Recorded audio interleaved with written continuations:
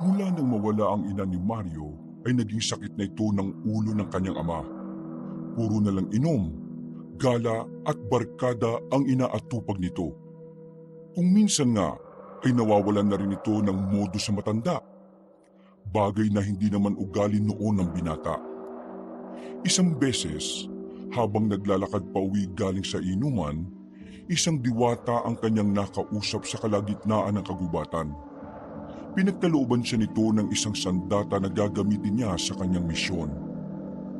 Nung una, hindi ito sineryoso ng binata. Akala niya pa nga noon ay dala lang ng kalasingan kaya siya nakakakita ng ganon. Pero nang tuminuna ang takbo ng kanyang utak, dito na niya napagtanto na seryoso ang misyon na ibinigay sa kanya. Ang misyon na ito ay magsisilbing biyaya sa kanya.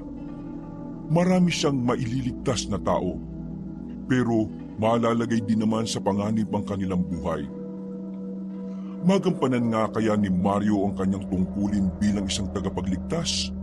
O baka sa pagkakataong yun ay tuluyang masira ang kanyang buhay? Sundan natin ang mga kaganapan dito lang sa ating channel, Mga Kwento ni Kap Banong. Ano ka ba naman? Lasing ka na naman umuwi. Pambihira ka naman oh. Hindi na kita maasahan sa pagtitinda sa palengke ah. Puro ka na lang ganyan. Ano na bang balak mong gawin sa buhay mo ha? Ano bang gusto nyo? Umuwi akong lasing? O hindi ako lasing pero hindi na ako uuwi? Yan ka na naman sa pamimiloso po mo eh. Kinakausap kita ng maayos, sumagot ka naman sana ng maayos. Inaalala lang kita. Pinababayaan mo na ang sarili mo. Tingnan mo sarili mo sa salamin. Para kang walang pamilya. Bakit? Meron ba talaga? Mula nang mawala si nanay, wala na akong naramdaman dito sa bahay na to dahil puro na lang to kalungkutan. Eh lalo ka talagang malulungkot kapag ganyan ang ginagawa mo. Walang kabuluhan. Kasalanan mo kasi kung bakit nawala si mama eh. Kung sana, mas inuna mo siyang samahan sa ospital, eh di sana hanggang ngayong buhay pa siya. Pag-uusapan na naman ba natin ito? Hanggat nandito pa rin ang lungkot, hindi malalaos ang usapan na ito. Ikaw ang may kasalanan kung bakit nawala siya. Ilang beses ko bang sasabihin sa iyo na kahit nandun ako, wala rin naman ako magagawa. Malala na ang sakit ng mama mo at alam niya naman yon sa sarili niya. Kaya ako umalis nung gabing yon para manghiram ako ng pera. Ano magagawa ko kung talagang gusto na siyang kunin ng Panginoon? Panginoon? Diyos? Ano ba? Hindi naman totoo mga yan eh. Walang Diyos. Kasi kung meron, hindi naman niya hahayaan na mawala si nanay. Hindi niya hahayaan na maging ganito ang buhay ko. Hoy, bantayan mo yung mga sinasabi mo, Mario. Huwag mong babastusin ang Diyos. Pwede ba? Kung wala kang magandang sasabihin sa akin, hayaan niyo na lang ako magpahinga. Pwede? Uy, para kang batang nagmamaktol ah. Ang tanda-tanda mo na. Eh, sinasasaktan ako eh. Kasi wala na nga si nanay. Bakit? Sa tingin mo ba ikaw lang ang nasasaktan? Sa tingin mo ikaw lang ang nalulungkot? Tinanong mo ba ang nararamdaman ko? Ni minsan ba naramdaman mo ang pakiramdam na kahit ayaw mo pa siyang mawala, pero wala ka nang magawa? Hindi mo alam yon. Dahil wala kang ibang iniisip kundi ang sarili mo lang, Mario. Noon pa man, kahit nung buhay pa ang nanay mo, wala ka namang pakialam sa akin eh. Sus! Drama na naman. Drama! Bahala ka nga! Ako na nga lang ang meron ka ngayon. Ginaganito mo pa ako. Pumasok na lamang si Mario sa loob ng kanyang silid. Padabog niyang isinarado ang pintuan na tumigas sa kanyang papag.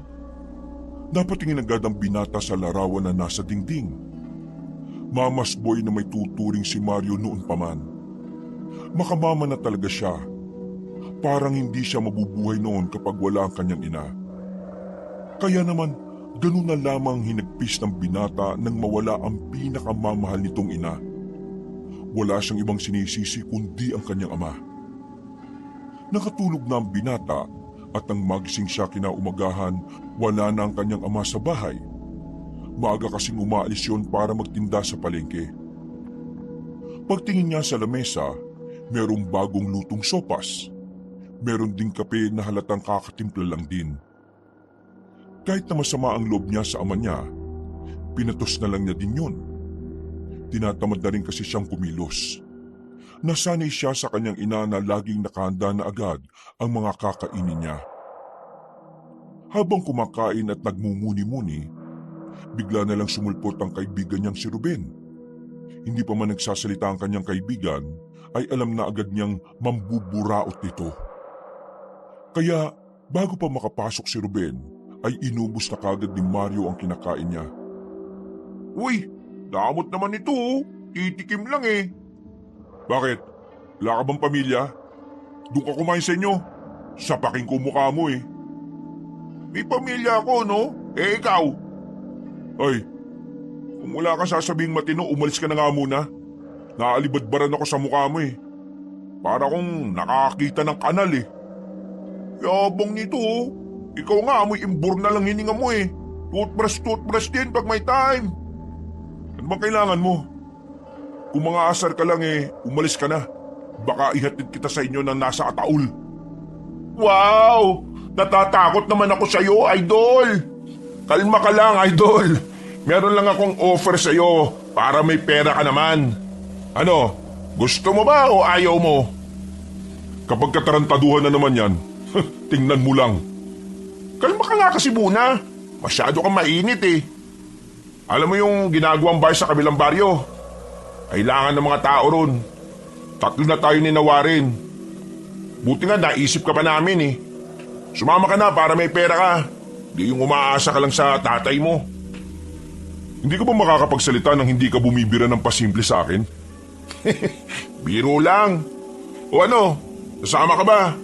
Kasi kung hindi, hahanap na lang ako ng iba. Sige na, sama ako dyan. Ano bang gagawin dyan? Ngumiti ng malapad si Ruben. Iba ang sinabi nito sa aktwal na gagawin nila. Alam kasi ni Ruben na hindi sasama si Mario kapag nalaman nito ang totoong ginagawa sa papasukan nila. Nang simulan na nila ang trabaho, panayang reklamo ng binatang si Mario. Hindi naman kasi ito sanay sa mabibigat na trabaho. Gustuin man itong umalis na lang, pero kailangan niya ng pera. Visit ka talaga, Ruben. Ang sabi mo sa akin kanina, magbabantay lang tayo ng bahay, tapos ganito. Oh, angal ka pa.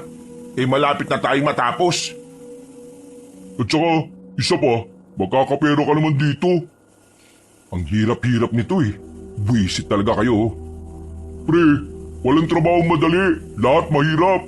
Hindi uso ang easy money sa mga kagaya nating hikahos. Ay naku, ang dami niyong sinasabi. Tama naman si Warren eh. Minsan, try mo ring makinig ano? Hindi na lamang nagsalita si Mario. Alam niya kasing masahaba lang ang paninermon sa kanya ng dalawa kapag kumontra pa siya. Napapiling na lamang ito. Ang pansisermon sa kanya ni Warren at Ruben ang dahilan kung bakit madalas sa iba siya sumasama. May iba rin kasing barkada si Mario. Natapos sa maghapong pagbubuhos ng semento ay nagwakas na rin ang paghihirap ni Mario. Pagod na pagod ang katawan niya.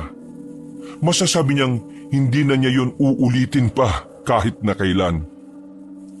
Bandang 6:00 ng gabi, nagkabigayan na rin ang sahod.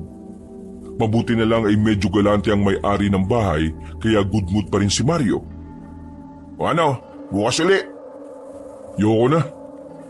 Nagbanat lang ng konting buto eh. Naiyak ka na kaagad. Kung gusto nyo, kayo na lang. Saan ka naman pupunta? Sa mga barkada mong walang magandang dulot sa'yo? Oo, gusto ko mag-inom. Inom na naman. Binigyan niyo ako ng pagkakataong magkapera eh. Tapos ngayon may pang-inom ako, aangal kayo. Ewan ko ba kung anong utak meron kayo? Isinama ka namin dito para kahit papano'y makatulong ka kay Mang Ruperto sa bayarin ninyo. Ikaw na lang kaya maging anak nun. Napangisi na lamang si Mario na maglakad na ito palayo. Dismayado namang napailing ang dalawa. Samantala, na makabalik na ang binatang si Mario sa kanilang bahay ay naabutan niyang nakauwi na rin ang kanyang ama. Gaya ng dati, hindi na naman niya ito kakausapin. Wala siyang gana na makipagpalitan ng salita sa kanyang ama. Mas gusto pa niyang kausapin ang sarili niya kaysa kumausap na matanda. Nabalita ko kanina nagbuhos daw kayo ng semento. Hindi pa rin tumugon ang binata. Dumiretso lang ito sa maliit nilang kusina at kumuha ng tubig. Pupunta ka na naman sa kabilang baryo para mag-inom. Ayos lang. Basta huwag ka na lang dumaan sa gubat. Sa tamang daan ka dumaan, ha? Sa mayroong pose ng ilaw para maliwanag. Hindi mo kasi yata nabalitaan yung nangyari sa kababata ni paring Topper. Natagpo ang patay sa gubat. Lasog-lasog ang katawan. Wala nang laman loob. Isang araw nang nawawala yun eh. Ayun, natagpo ang ganon. Ang chismis, aswang daw ang pumatay. Ano? Aswang? Bakit ka natatawa? Seryoso ka bang aswang? Nagpapatawa ka ba? Baka ba ako nagpapatawa? Seryoso ako nagkukwento at nagpapaalala sa'yo rito. Ay nako, matatanda talaga oh. Ang hihilig gumawa ng kwento. Lumabas na lamang ng bahay ang binatang si Mario. Dahil meron na siyang pera, excited na naman siyang tumungo sa kabilang baryo para makipag-inuman sa mga kabarkada niya. Bandang 8:00 ng gabi, naligo at nagbihis ng maayos ang binata. Nabalitaan kasi nito sa kanyang pupuntahan ay may mga magagandang babae na dayo. Wala na itong pakialam sa sinasabi ng kanyang ama tungkol sa aswang. Ni kaunting espasyo sa utak niya, hindi man lang sumiksik ang mga paalala na matanda sa kanya. Wow! Bihis na bihis ang loko ah! Saan ang lakad? Wala ka na ron, no? Nagpatuloy lang sa paglalakad ang binata, pero sinundan pa rin siya ni Ruben. Uy! Sungit nito ah! Ano ba? Huwag kang manggulo, may lakad ako. Sama naman ako! Ha? Napatigil si Mario at iritado ang mukha nitong tumingin sa kaibigan. Sabi ko, sama ako! Hindi ba pwede? Matinong tao ka, di ba? Hindi ka pwede doon. Lahat kami ron patapon. Sus! Sige na, sama na ako. Sige ka, baka mamaya makasalubong mo yung aswang. Alam mo, tigilan mo nga ako sa kakaswang-aswang na yan. Pareho kayo ni tatay eh. Aswang-aswang, mukha na kayong aswang. Ay, hindi ka nga pala naniniwala sa ganun ano? Pero, malay mo naman di ba? Baka totoo. Kaya sasamahan na kita. May pera din naman ako dito eh. May pang-ambag ako. Nakatatlong araw na ako dun sa ginagawang bahay. Nang marinig yun ni Mario ay napagtanto niyang parang magandang ideya na isama niya si Ruben. Makakatipid siya dahil ito ang pag-aambagin niya. O sige na, sumama ka na. Pero maayos ka ha. Ayaw ko ng siraulo dun. Sus, akala ko ba lahat kayo ron patapon? Wala bang siraulo dun? Ang ibig kong sabihin, huwag mo kong bibigyan ng kahihiyan. Yun lang naman pala di sige. Inakbayan na siya ni Ruben. Sabay na silang naglakad. Dahil mas madali ang daan sa kagubatan, kahit na ayaw dun ni Ruben ay dun pa rin sila dumaan. Kalalaki mong tao, duwag ka. Paano nga kung totoo yung sinasabi ng mga tao na totoo yung mga aswang? Anong gagawin mo? Wala akong gagawin kasi wala namang aswang. Tulig ka pala Sabi ng tita ko, totoo daw yung mga aswang Marami daw nun sa mga gubat. Kung totoo mga yan, dapat lahat ng tao sa atin wala na. Di ba sabi nyo, mababangis sa mga aswang? Nasaan ba sila? Wala di ba? Nga. Huy, ano yun? Ang alin? Parang may gumalo dun sa kabilang puno. Sabog ka ba? Hindi ka pa lasing yan ha? Ayaw kasing sumeryoso Kulit nito oh. Ay nako, bilisan mo kasi maglakad. Kaya ka natutulig Gumaan na rin naman ang pakiramdam ni Ruben ng mga sandaling yon. Nang makaalis na rin sila sa kagubatan, Pagdating nila sa kabilang baryo ay agad nilang tinungo ang kabarkada ni Mario. Sayawan, inuman at kantahan. Merong pang naghaharutan at merong naghahalikan. Mausok din dahil sa sigarilyo, mga bagay na kinasanayan na lamang ng binata mula nang mawala ang kanyang ina. Makalipas lang ang halos 2 oras, si Mario na mismo ang nakaisip na umuwi. Hindi na kasi trip ni Mario ang mga bagong dumating na babae. Para sa kanya, mga mukhang paa na may kalyo ang mga yon. Pabira naman kasi. Bakit ba kasi ang dami mong uminom eh? O bakit? Hindi pa naman ako lasing ah. Hindi lasing. Tingnan mo nga sarili mo. Hindi ako lasing no. Diretso pa nga lakad ko eh. Ay saan tayo dadaan? Doon pa rin. Saan mo gusto? Sa buwan. Wala nang nagawa pa si Ruben nang dumiretso na ang binata sa bungad ng gubat. Pagpasok pa lang nila roon, nagtindigan na kagad ang balahibo ni Ruben. Hoy! Mga aswang! Nandyan ba kayo? Kainin nyo nga tong kaibigan ko. Masarap to! Lasang adobo na panis! Uy! Patahimik ka nga! Nasa gubat tayo eh. Baka mamaya may makarinig na masamang elemento sa'yo dyan. Nako! O bakit? Takot ka bang makain ng aswang? A-S-W-A-N-G? Aswang? Tuwang-tuwa si Mario sa ginagawa niyang pangaasar sa kaibigan. Napapakamot na lamang ng ulo si Mario dahil sa kanyang kakulitan. Makalipas pa ang ilang minuto, napapansin nilang tila hindi pa rin sila nakakaalis ng kagubatan. Saka lang nila napagtanto na naliligaw na sila nang may madaanan na silang ilog. Hindi naman kasi nila yun nadaanan nung papunta pa lamang sila. Yan, naligaw na tayo. Ang ingay-ingay mo kasi. Kung nanahimik ka na kanina pa, edi sana hindi tayo naligaw. Anong punit ng ingay ko sa direksyon na dinadaanan natin? Baka kasi yung daan na dinaanan natin sa iba na dumaan. Ha? Ang gulo mo nakausap. Ganyan ka pala talaga kapag lasing. Hoy, mga aswang! Ituro nyo nga sa amin kung saan yung tamang daan. Naliligaw na kasi kami. Hindi na nakatiis pa si Ruben. Tinakpan na niya ang bibig ni Mario para manahimik lang ito. Maya-maya pa, nakarinig sila ng babaeng kumakanta. Kahit si Mario din na lasing, biglang natahimik at nagtaka. May beer house ba sa gubat na to? Bakit parang may videokehan dito? Sira ulo. Hindi videokehan yung naririnig natin. Boses yun ng babae. Paano makakaroon ng boses ng babae dito sa gubat tapos nakakanta pa? Hindi ba pwedeng magkaroon ng boses ng babae dito? Tayo nga boses ng lalaki eh. Nang marinig na naman nila ang tinig ng dalaga, tila naramdaman nilang kusang umahakbang ang kanilang mga paa. Hanggang sa nakarating na lang sila sa isang malaking puno. Nakita nila ang isang babaeng naroon. Nakaupo sa malaking ugat. Nagliliwanag ang buong katawan nito at kumakanta pa rin. Tumigil lamang ito nang si Mario na mismo ang lumapit dito. Hoy miss, totoo ba itong nakikita ko? Kakulay mo yung gawgaw? Tumingin lang sa kanila ang dalaga. Nakangiti ito sa kanila na parabang matagal na sila nitong kilala. Ika, white lady ka ba? Hindi ako kagaya ng mga sinabi ninyo.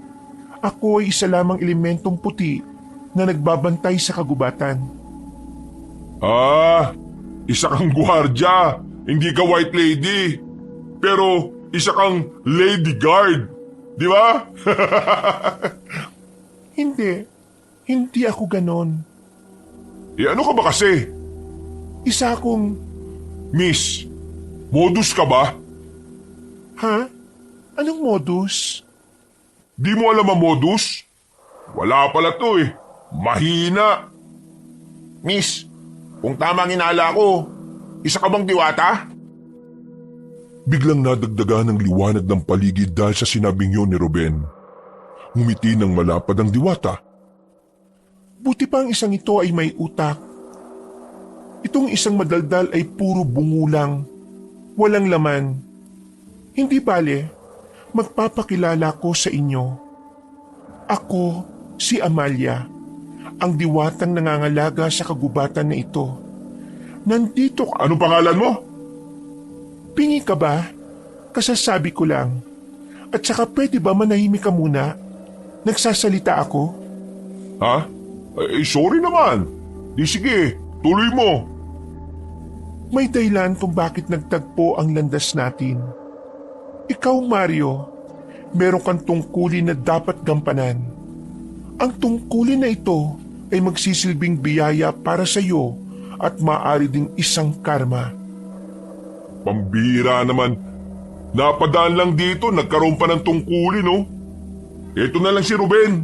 Mabuting tao tong si Ruben. Mas maraming magagawa ito. Ikaw ang pinili ng mga bathala. Ikaw ang pinili nila para bigyan ka ng aral sa lahat ng ginagawa mo sa ama mo. Aba, chismosa ka siguro, ano? Bakit alam mo yung tungkol dun? Uy, diwata kinakausap mo. Gusto mo bang maging palaka? Huminga ng malalim ang diwata. Kitang-kita na parang nagpipigil lamang ito ng galit. Pero kahit na ganon, pinagpatuloy pa rin ito ang pagsasalita. Kailangan kasi talagang marinig ni Mario ang mga sasabihin nito. Mario, magbabago ang buhay mo sa oras na ibigay ko sa iyo ang sandata na magagamit mo kontra sa kasamaan. Kaya naman, kailangan mo na ring maging matino sa lahat ng oras. Igalang mo ang iyong ama kung ayaw mong mawala siya sa buhay mo. Mario, may nakaambang panganib sa sangkatauhan. Ikaw lang ang makapagliligtas sa mga tao. Di nga ako marunong magsaing tapos gusto mo iligtas ko mga tao? Pambira naman, oh. Ngayon, ibibigay ko sa iyo ang sandata ng kabutihan. Biglang umangin na malakas. Nasilaw sila sa liwanag. Maya-maya lang, naramdaman nilang may bumagsak na mabigat na bagay. Nang mawala ang liwanag, nakita nila ang isang palakol na umuusok pa. Kunin mo ang palakol na yan. Ha? Bakit ko kukunin Mukhang mainit. Hindi mainit yan. Kunin mo na. Oo na. Makasigaw naman to. Paghawak ni Mario ng palakol, tila merong kapangyarihan na dumaloy sa buo niyang katawan. Namutla ang lalaki. Nag-alala naman si Ruben nang makitang tila nagbago ang reaksyon ng muka ng kanyang kaibigan. Teka, sandali. Anong nangyayari sa kaibigan ko? Ewan ko, baka nilalagyan ng laman ng utak niya. Makalipas ang ilang segundo, naging normal na ulit ang binatang si Mario. Para itong nahimasmasan. Pero nang makita nito ang dalagang nakalutang, nawalan nito ng malay. Makailang ulit pang pinagsasampal ni Ruben ang mukha niya para lang magising siya. Nakalabas na sila ng kagubatan ng mga sandaling yun. Nasa gilid na sila ng kalsada. Hindi na kinaya ni Ruben na buhatin papauwi ang kaibigan. Uy, ano? Ayos ka na ba? Akala ko mamamatay ka na Ano bang nangyari? Nahimatay ka. Ano ba nangyari at bakit ka nahimatay? Nagtatanong nga ako sa iyo, di ba? Nahimatay ka nga kanina nung kausap natin yung diwata. Natakot ka ba kanina? Diwata? Oo nga, ano? Diwata ba talaga yun? Pambira ka naman. Ngayon ko pa talaga nagduda? Ay nako, lakas pala talaga ng tama ng alak na ininom natin kanina. Kung ano-ano na lang yung nakikita ko. Totoo nakita mo kanina, baliw. Ito yung palakol. Ibinigay niya ito sa'yo. Inabot ni Ruben ang isang palakol na may kalakihan ng bahagya ang talim. Ang hawakan naman nito ay may disenyo na parang apoy. Kinuha ito ni Mario. Tiningnan niya ito ng maigi. Ganda. Saan daw ito nabili? Pinagsasabi mo. Binigay nga sa'yo ng diwata yan. Yan daw ang magagamit mo kapag kinalaban mo na yung mga kampo ng kadiliman. Bigla na lamang naalala ni Mario ang lahat ng sinabi sa kanya ng diwata.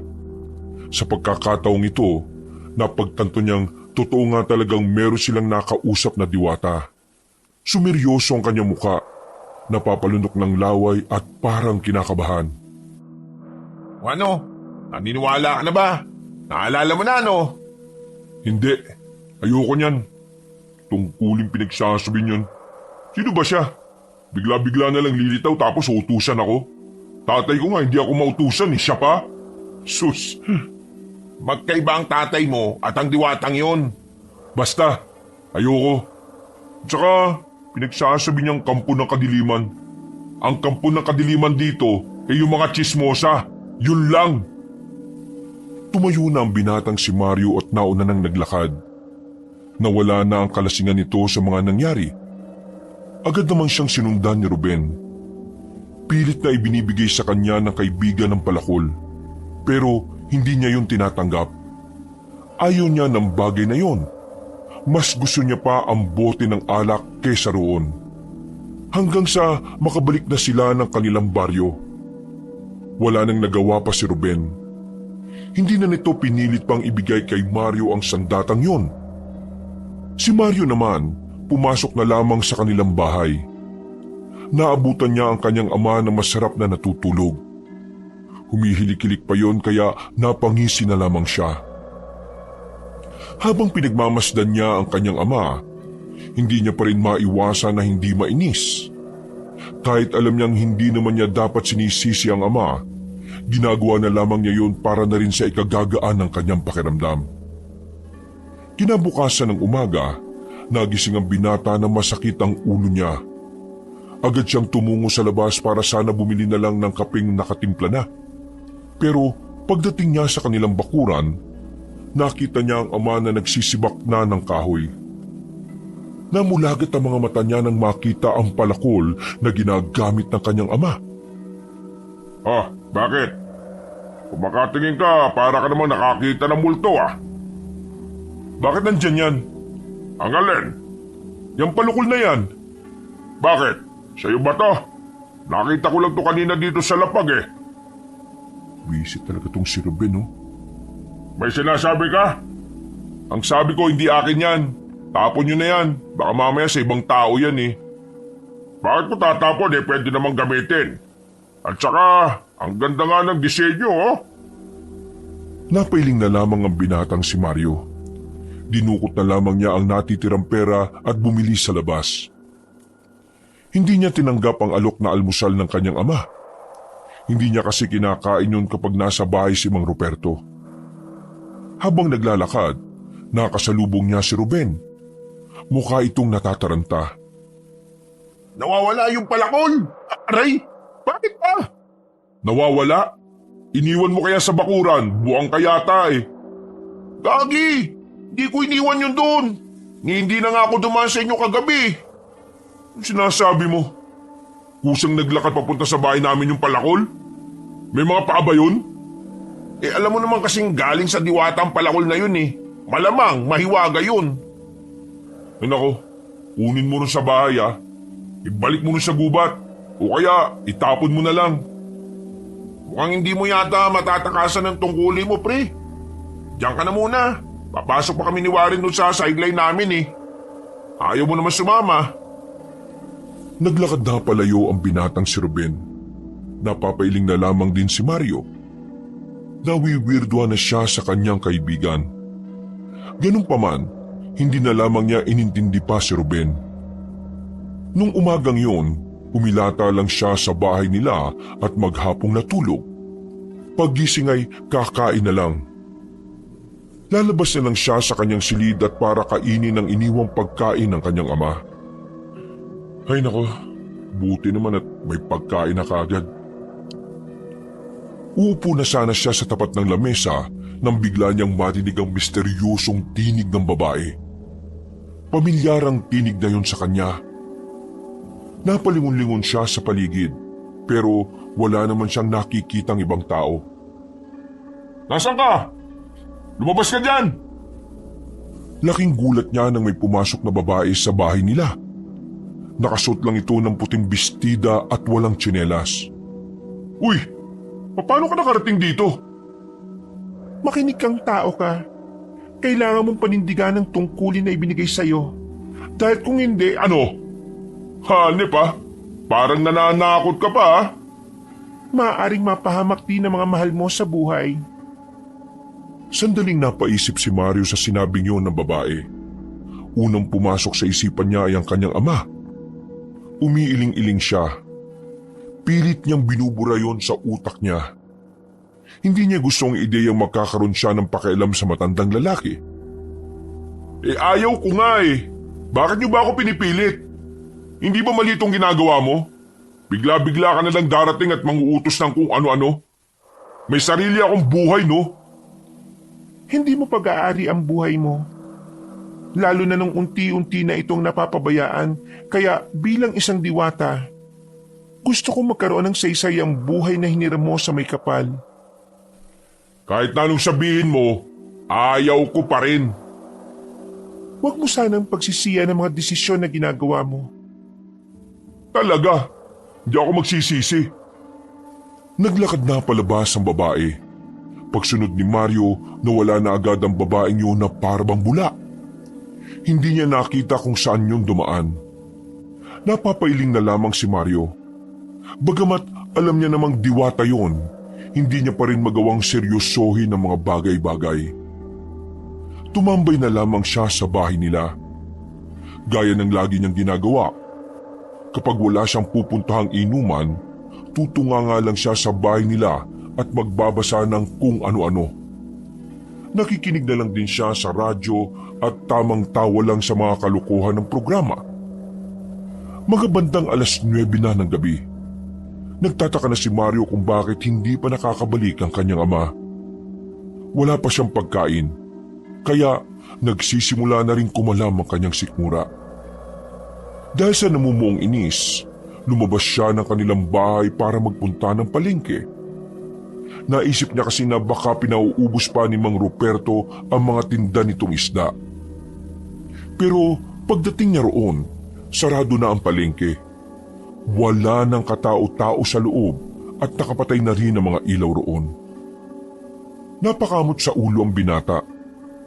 Malapit na siyang mabwisit sa kakahanap sa kanyang ama. Paalis na siya nang makita niya ang kaibigan niyang si Warren. Mukhang kagagaling lang nito sa pagbuhos ng semento dahil kita niyang madungis pa ito. Warren, nakita mo ba si Erpat? Huh? Bakit? Tingnan mo to. Tinatanong ko, tinanong din ako. Hindi ko nakita Erpat mo.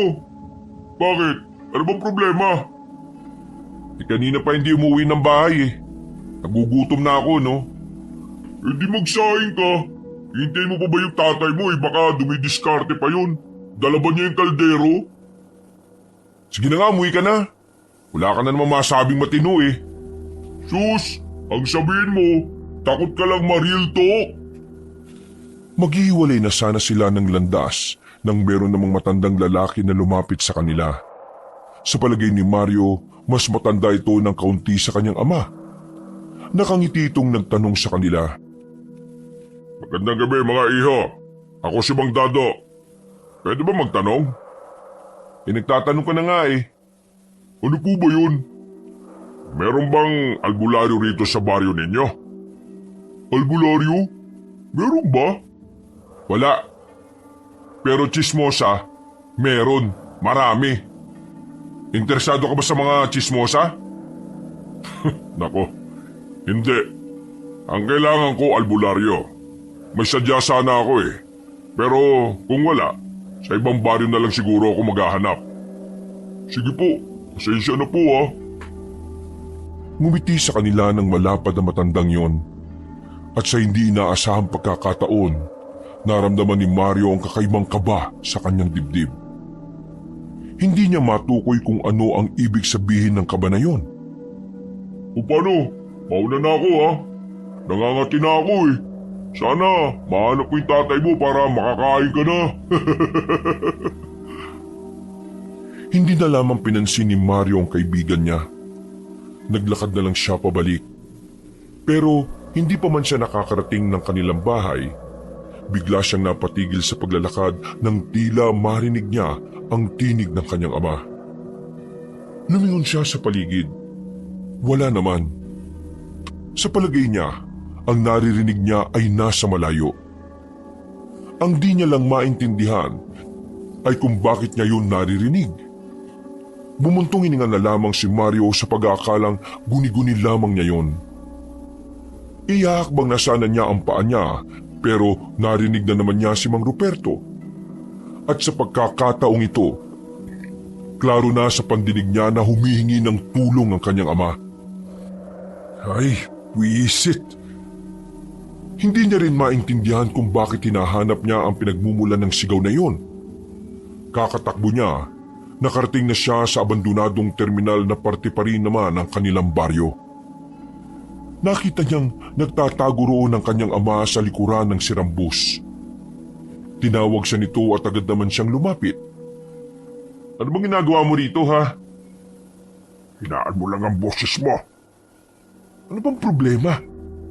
Hinahabol kami ng mga kasama ko ng aswang. Ha? Pinagsasabi mong aswang? Ha? Napatigil sa pagsasalita si Mario nang siya na rin mismo ang nakakaramdam ng mabigat na presensya. Hindi niya alam kung normal ba ang pakiramdam na yun. Pero sa ayaw sa gusto niyang maniwala, ang pakiramdam na mismo ang nagsasabi sa kanya na katotohanan. Aswang ang nasa paligid at ramdam na ramdam niya ito. Biglang nanahimik si Mario. Pumasok sa kanyang isipan na baka meron nang kakaiba sa kanya mula nang makausap niya ang diwata. Naiinis man siyang isipin ang bagay na yon, pero wala rin naman siyang magawa. Binatil yung aswang yon. Tingin namin siya ang dumali ro sa biktima nung nakaraan.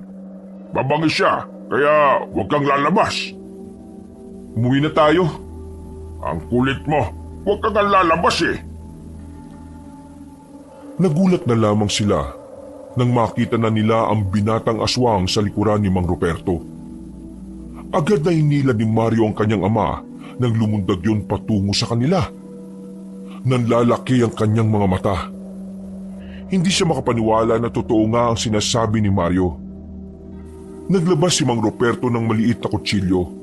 Humarang ito sa harapan ni Mario.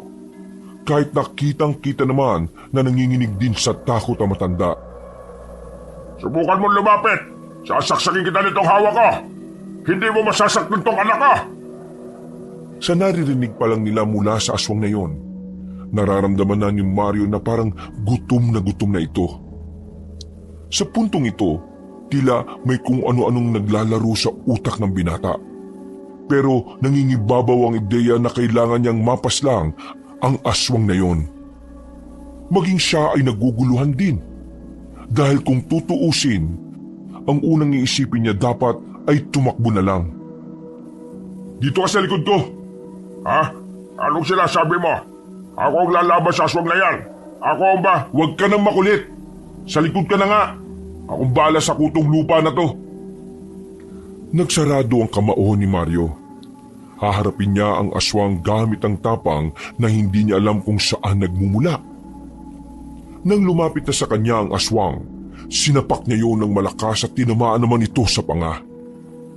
Napalayo ang aswang at medyo nahilo. Tumabingi ang panga nito na dahilan para hindi na ito makaangil. Sige, lapit! Suntukan tayo! Nagtataka si Mang Ruperto sa nasaksihan niya. Hindi niya kasi alam kung papaanong nagagawa yun ng kanyang anak. Ang pagkakakilala niya kasi rito ay lampa. Dahil yun sa nasanay na laging may nanay na nakaalalay sa kanya. Hindi na nagtangkapang lumapit ang aswang sa kanila. Sa isang suntok lang, naging sapat na yung para malaman ng aswang na dapat siyang umatras. Pag-alis ng aswang, biglang naglabasan ng mga kasama ng kanyang ama. Nakatago lang pala ang mga yun sa kung saan-saan. Manghang-mangha ang mga yun sa ginawa ni Mario. Pinuri siya ng mga ito, pero hindi naman natuwa ang lalaki roon. Bakit ka ba kasi nasa ganitong sitwasyon? Ang tagal mo umuwi. Ito kasing mga kaibigan ko isinama ako sa paghuli ng aswang. Hindi naman namin inaasahan na mabangis pala talaga. Buti na lang at walang nasaktan sa amin ng malala. Gusto ko lang sana kasing magkaroon ng ekstrang pera Yung ipin kasi ng aswang, binibili ng isang albularyo sa bayan. Kung nahuli sana namin ng aswang at napatay, tiba-tiba sana kami. Hindi na nakapagsalita pa si Mario. Gusto niyang pagalitan ng kanyang ama pero hindi niya rin naman yon masisisi. Dito niya nakita na kahit pala anong trabaho ay pinapasok na ni Mang Ruben. Sa isang banda, sa wakas ay nakaramdam na rin siya ng konsensya. Sandali! Hintay mo ako, Mario! Bakit po? Napakatapang mo kanina. Paano nagawa yun? Nakaka-proud yung ginawa mo, anak, ha? Ewan ko, hindi ko alam. Bakit hindi mo alam? Ang astig mo kaya kanina. Tuwang-tuwa sa iyo yung mga kaibigan ko Ay nako, umuwi na lang tayo kasi nagugutom na ako. Nauna nang naglakad ang binata pabalik sa kanilang bahay. Kinabukasan, nagising na lang sa ingay ang binata. Nagtatawanan ng mga tao sa labas. Pagsilip niya sa bintana, nakita niya ang kanyang ama na may kinakausap. Masaya si Mang Ruperto. Makalipas ang halos 1 taon, ito ang unang pagkakataon na nakita niya ang matanda na masigla. Oo, ginawa ng anak ko yon. Kahit itanong niyo pa kila paring Edgar. Sinapag talaga ng anak ko yung panganong aswang. Siguro nga, tumabigi yung mukha ng aswang na yun Oh, ang tapang ng anak ko, di ba? Niligtas niya kaming lahat. Kaya utang namin ang buhay namin sa kanya. Oh, may anak ba kayong ganyan? Wala! Mga anak nyo, puro papogi lang! Ngumiti saglit si Mario. Hindi niya inakala na masarap pala sa pakiramdam na ipinagmamalaki ng magulang. Pero agad din niyang binawi ang kanyang ngiti. Hindi niya pa rin kasi makakalimutan ang sama ng loob niya sa kanyang tatay. Naging kalmado ang umagang yon para kay Mario. Walang pagtatalo na naganap. At sa unang pagkakataon ulit, magkasabay silang nag-agahan. Mamaya, pinapatawag tayo ni Kapitan sa barangay. Kakausapin tayo tungkol sa nangyari. Sabi nila, masaya si Kapitan. Nung nakaraan pa kasi talaga hinahanap ang aswang na yun Pero ikaw, sinapak mo lang Sikat na sikat ka, anak. Sa susunod, umiwas na kayo sa ganong gawain ha. Ang tanda nyo ni hindi nyo nga kayang sumuntok Pero ngayon, naniniwala ka na bang may aswang? Nung klaseng tanong yan? Malamang oo. Sinapak ko nga, di ba? Di, mag-iingat ka na ngayon. Basta. Teka, maiba nga pala tayo. Gusto mo bang sumama sa akin mamayang gabi? May sideline kasi akong pupuntahan. Magbabantay lang tayo ng ospital sa bayan. Yung kakilala ko kasi, yung nanay niya ay nasa ospital. Walang magbabantay mula alas 9 hanggang alas 3 ng madaling araw. Kailangan kasi 2. Kasi yung isa magbabantay. Yung isa naman, syempre, lalabas-labas kapag may aasikasuhin. Magbabantay lang? Oo, walang ibang gagawin. Ba, okay yun O sige. Aba, ayos Nilalagnat ka ba, anak? Natututo ka ng pumayag, ha? Ngumisi na lamang si Mario. Hindi niya na lamang pinansin pa ang mga pambobola ng kanyang ama. Dakong tanghali, nabagot na naman ng binata dahil mag-isa na naman siya sa bahay nila. Lumabas siya ng bakuran. Nakita na naman niya na naroon ang palakol. Dinampot niya yon at muling sinuri. Bumuntong hininga si Mario. Sumasagi na rin sa isipan niya na patusin ang sinasabi sa kanya ng diwata. Payag ka na bang maging tagapagligtas? Napalingon si Mario sa gilid.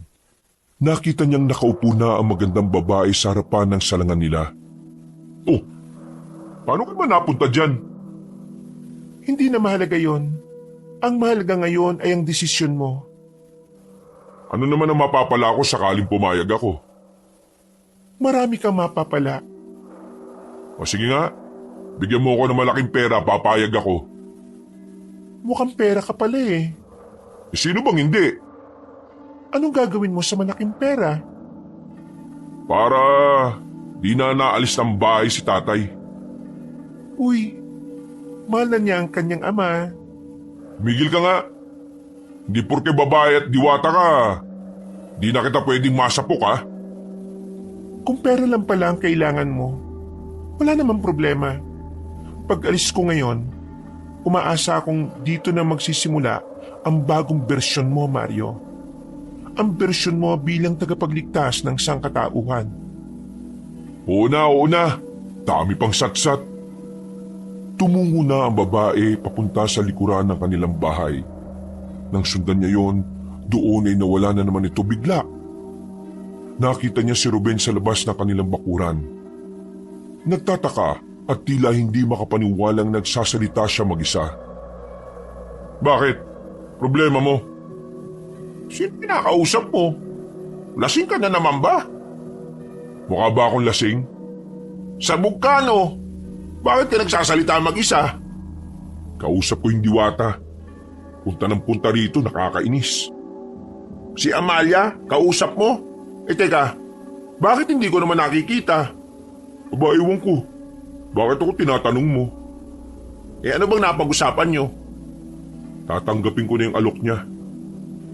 Tinapik ni Ruben ng malakas sa balikat si Mario. Tuwang-tuwa ito sa kanyang sinabi. Tamang desisyon ang ginawa mo, pre. Lalo na ngayon, sikat ka na. Tropa ko, tagapagligtas na! Yehey! Ang cool mo kaya sa kwento ng mga tao sa atin. Hey ka dyan. Tigilan mo kaka-AA mo. Nakakairita. AAhin ko mukha mo eh. Uy, huwag mo kakalimutan kapag masumikat ka na ha. Ay naku, lumayo ka nga. Kung makakapit ka, linta ka ba? Sabihin mo nga sa diwata kung pwede ako maging alalay mo, eh. Isa pang A mo, bubulagta ka na dyan. Lumipas pa ang ilang araw at mas marami pang pagbabago ang nangyari sa sarili ni Mario. Unti-unti na siyang nagiging kalmado kapag kausap niya ang kanyang ama. Sinasabihan na rin niya yon sa pagkain. Kung minsan pa, sumasama na rin siya sa pagtitinda sa palengke. Nangyari lahat ng ito nang makita niya kung gaano ka-proud si Mang Ruperto sa kanya. Kahit kasi ilang araw na ang lumipas, bukang bibig pa rin na matanda ang ginawang pagsapak niya sa aswang. Bukod sa mas gumagandang samahan nila ng kanyang ama, napapansin din ni Mario na parabang unti-unting nagiging sensitibo ang pakiramdam niya. Nagsimula din ito nang tuluyan na niyang tanggapin ang sinasabi ng diwata. Palihim na rin kasi siyang sinasanay kung paano ginagamit ang palakol. Kasakasama niya si Ruben palagi. Alam na rin naman ni Wari ng tungkol sa tungkulin niya at ang tungkol sa diwata. Pero hindi ito makasama sa kanila dahil abalang-abala ito sa trabaho. Ayusin mo lang yan pre ha, ayaw ko pang mamatay. Kung talagang gusto mo maging alalay ko, dapat meron kang tiwala sa akin. Nakatayo si Ruben sa harapan ng malaking puno habang nasa kagubatan sila. May nakapatong na mansana sa ibabaw ng ulo nito. Seryosong inaasinta ni Mario ang prutas. Habang si Ruben naman ay pawis na dahil sa kaba. Pagpukol ni Mario ng palakol, tinamaan ang mansanas at bumao ng palakol sa katawan ng puno. Halos manlambot si Ruben nang makahinga na rin siya ng maluwag. Tama na yun ha, okay na yun. Gumagaling na ako sa pag-asinta.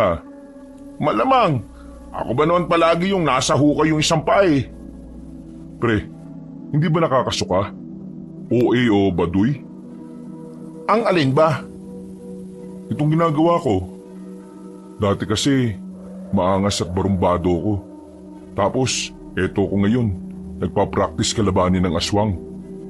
Pagtatawanan siguro ako ng mga barkada ko sa kabila kapag nalaman nilang ganito ko.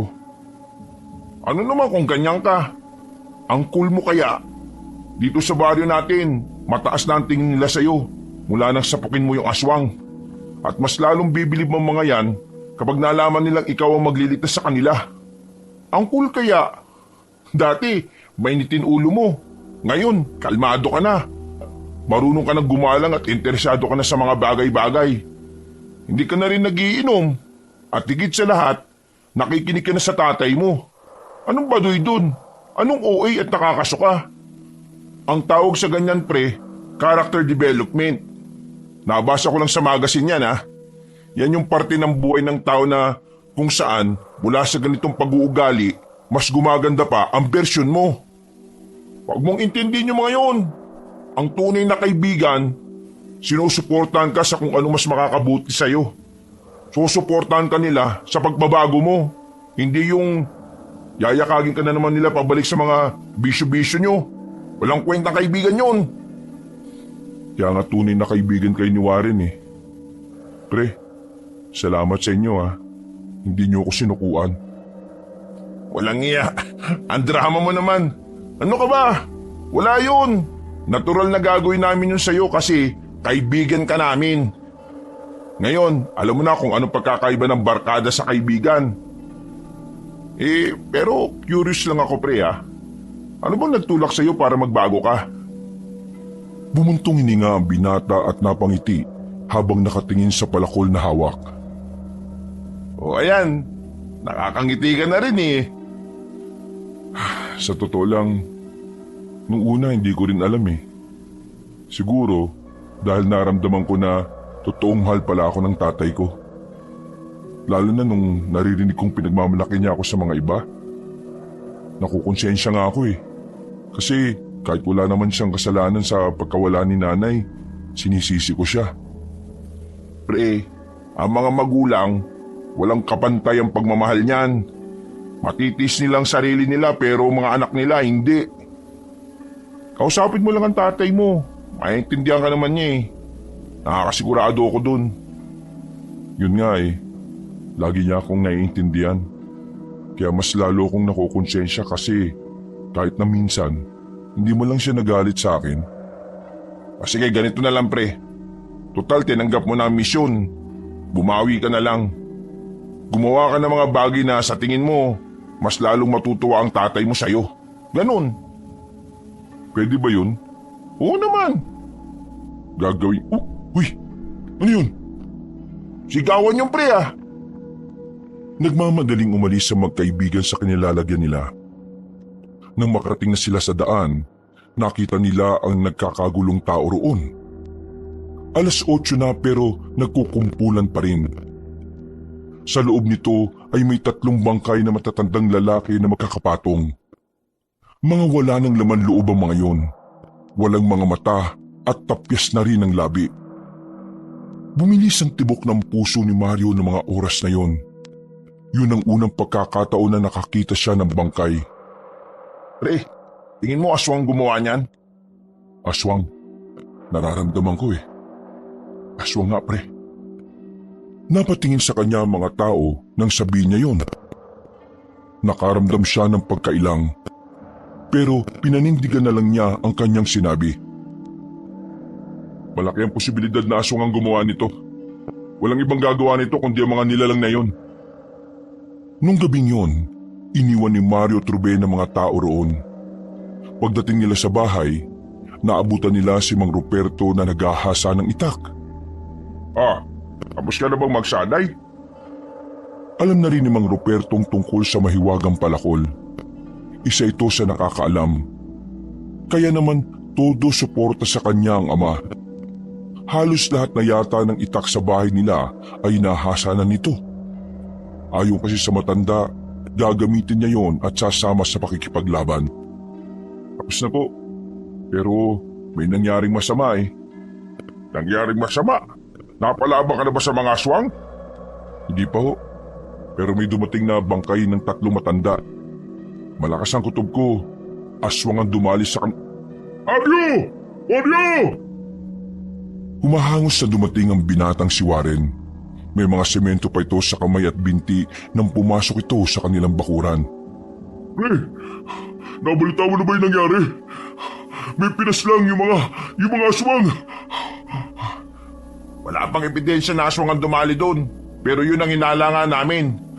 Aswang nga. Alam niyo kung paano ko nasabi? Yung 3 matanda na pinatay, mga albularyo sila. Ang sabi sa narinig kong kwento pinapatay ng mga aswang ang mga albularyo. Sigurado ka ba sa sinasabi mo? Oo nga! Albularyo raw ang 3 yun. Papunta pa lang daw sana sila ngayon dito sa atin para magbigay ng pangontra sa aswang. Pero ganun ang nangyari. Kinausap daw kasi yun ni Kapitan tungkol sa mga aswang. Mukhang pinapatay nila ang mga taong po pwedeng maging hadlang sa kanila. Maria, kailangan mo mag-ingat ha. Kapag nalaman nila ang tungkol sa mahiwagang palakol, hindi malabong ikaw ang isunod nila. Huwag kayong mag-alala, Tay. Hanggat hindi pa ho ko bihasa, walang makakaalam kung anong tinatago ko. Bumuntong hininga na lamang ang binatang si Mario. Hindi mapalagay ang kanyang kalooban. Kung noon, iniisip lang niya kung papaano siya makakainom. Ngayon, ang tumatakbo na lamang sa isipan niya ay kung ano ang gagawin niya sakaling makaharap na niya ang mga aswang. Dumaan pa ang 1 linggo. Naging laman na ng usapan ang sunod-sunod na pagpatay.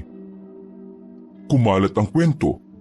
Nadagdagan at nabawasan ng mga detalye dahil sa mga tsismosa.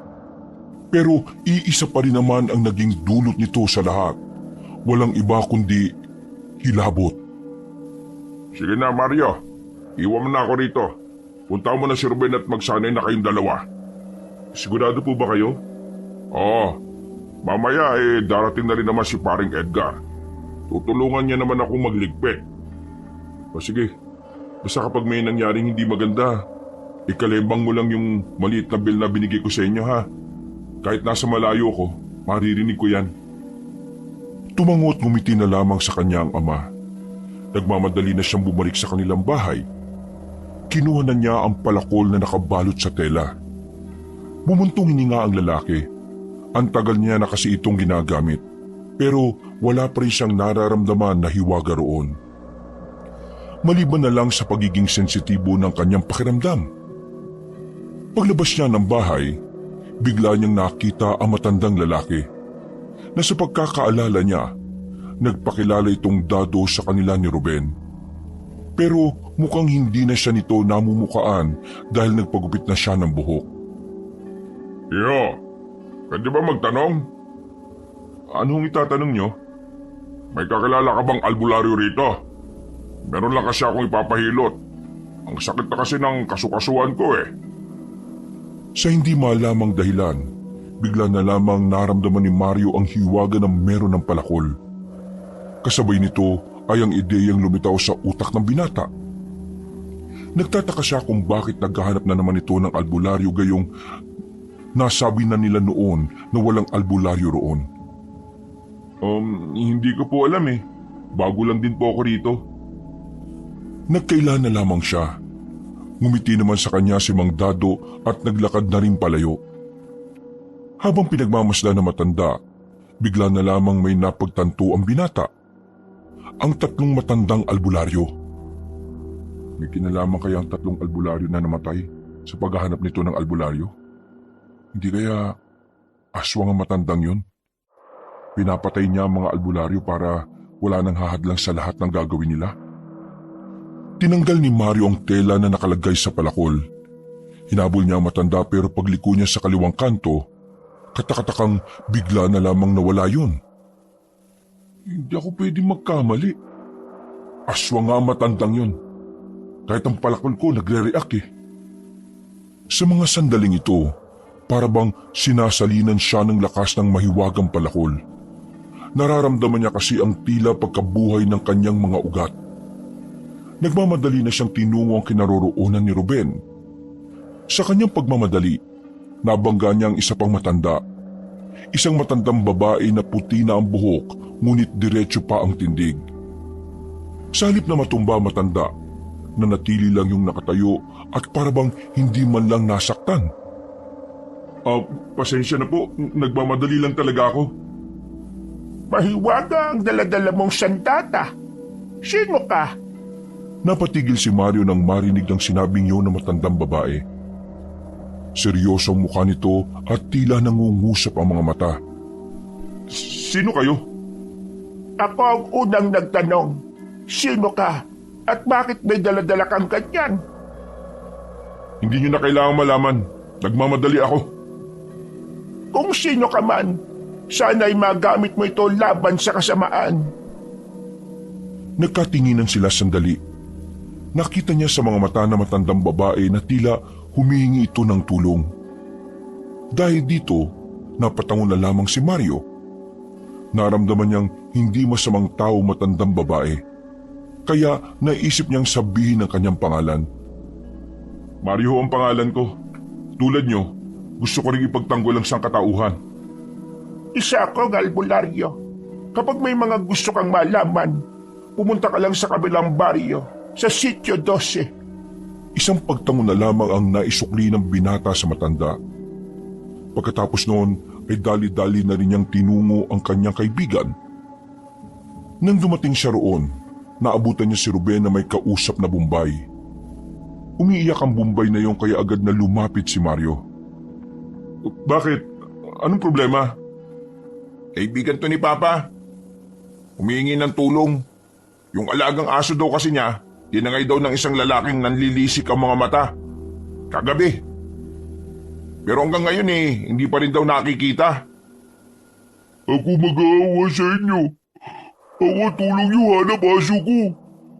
Siya na lang meron ako Kapag wala siya, wala akong pamilya. Sige na, ako babayad kahit gano'ng kalaking presyo. Basta ligtas niyo aso ko. Natatandaan mo ba kung anong itsura na sinasabi mong lalaki? Matangkad, pula mata tapos lisik-lisik, tapos pangit. Tululaway ng lalaki, kala mo tangay. Aswang yung kumuha sa aso mo. Ang mga aswang, kumakain din ng hayop kapag hindi nila kaya makakain ng tao. Ibig sabihin, kain niya aso ko. Hindi pa natin sigurado, pero malalaman natin. Tulong mo ko, dali. Ako bayad malaki. Balik mo ang aso ko. Gagawin namin kung ano makakaya namin. Pero, wag kang umasa. Ayaw din namin mangako. Hindi naman kami mga eksperto pagdating sa pakikipaglaban sa mga aswang. Pagkatapos nilang makausap ang Bombay, umalis na rin si Mario at Ruben doon. Pinuntahan na lang nila si Warren sa bahay nito. Sakto naman, nakatatapos lang maligo ng binata at parang pupunta na rin ito sa kanila. Sama ka? Saan yan? Magpa-practice. Tapos, susubukan na rin naming rumonda. Sige, sama ako. Uy Mario, ulala ka na naman. Nakainom ka na naman ba? Baliw, hindi na nagiinom ang tropa natin na yan. Anong problema, pre? Nabibigla ako sa mga nangyayari. Totoo na ba ito? Totoo na bang malapit ko nang makaharap ang mga aswang? Masyado kasing mabilis yung mga pangyayari, pre.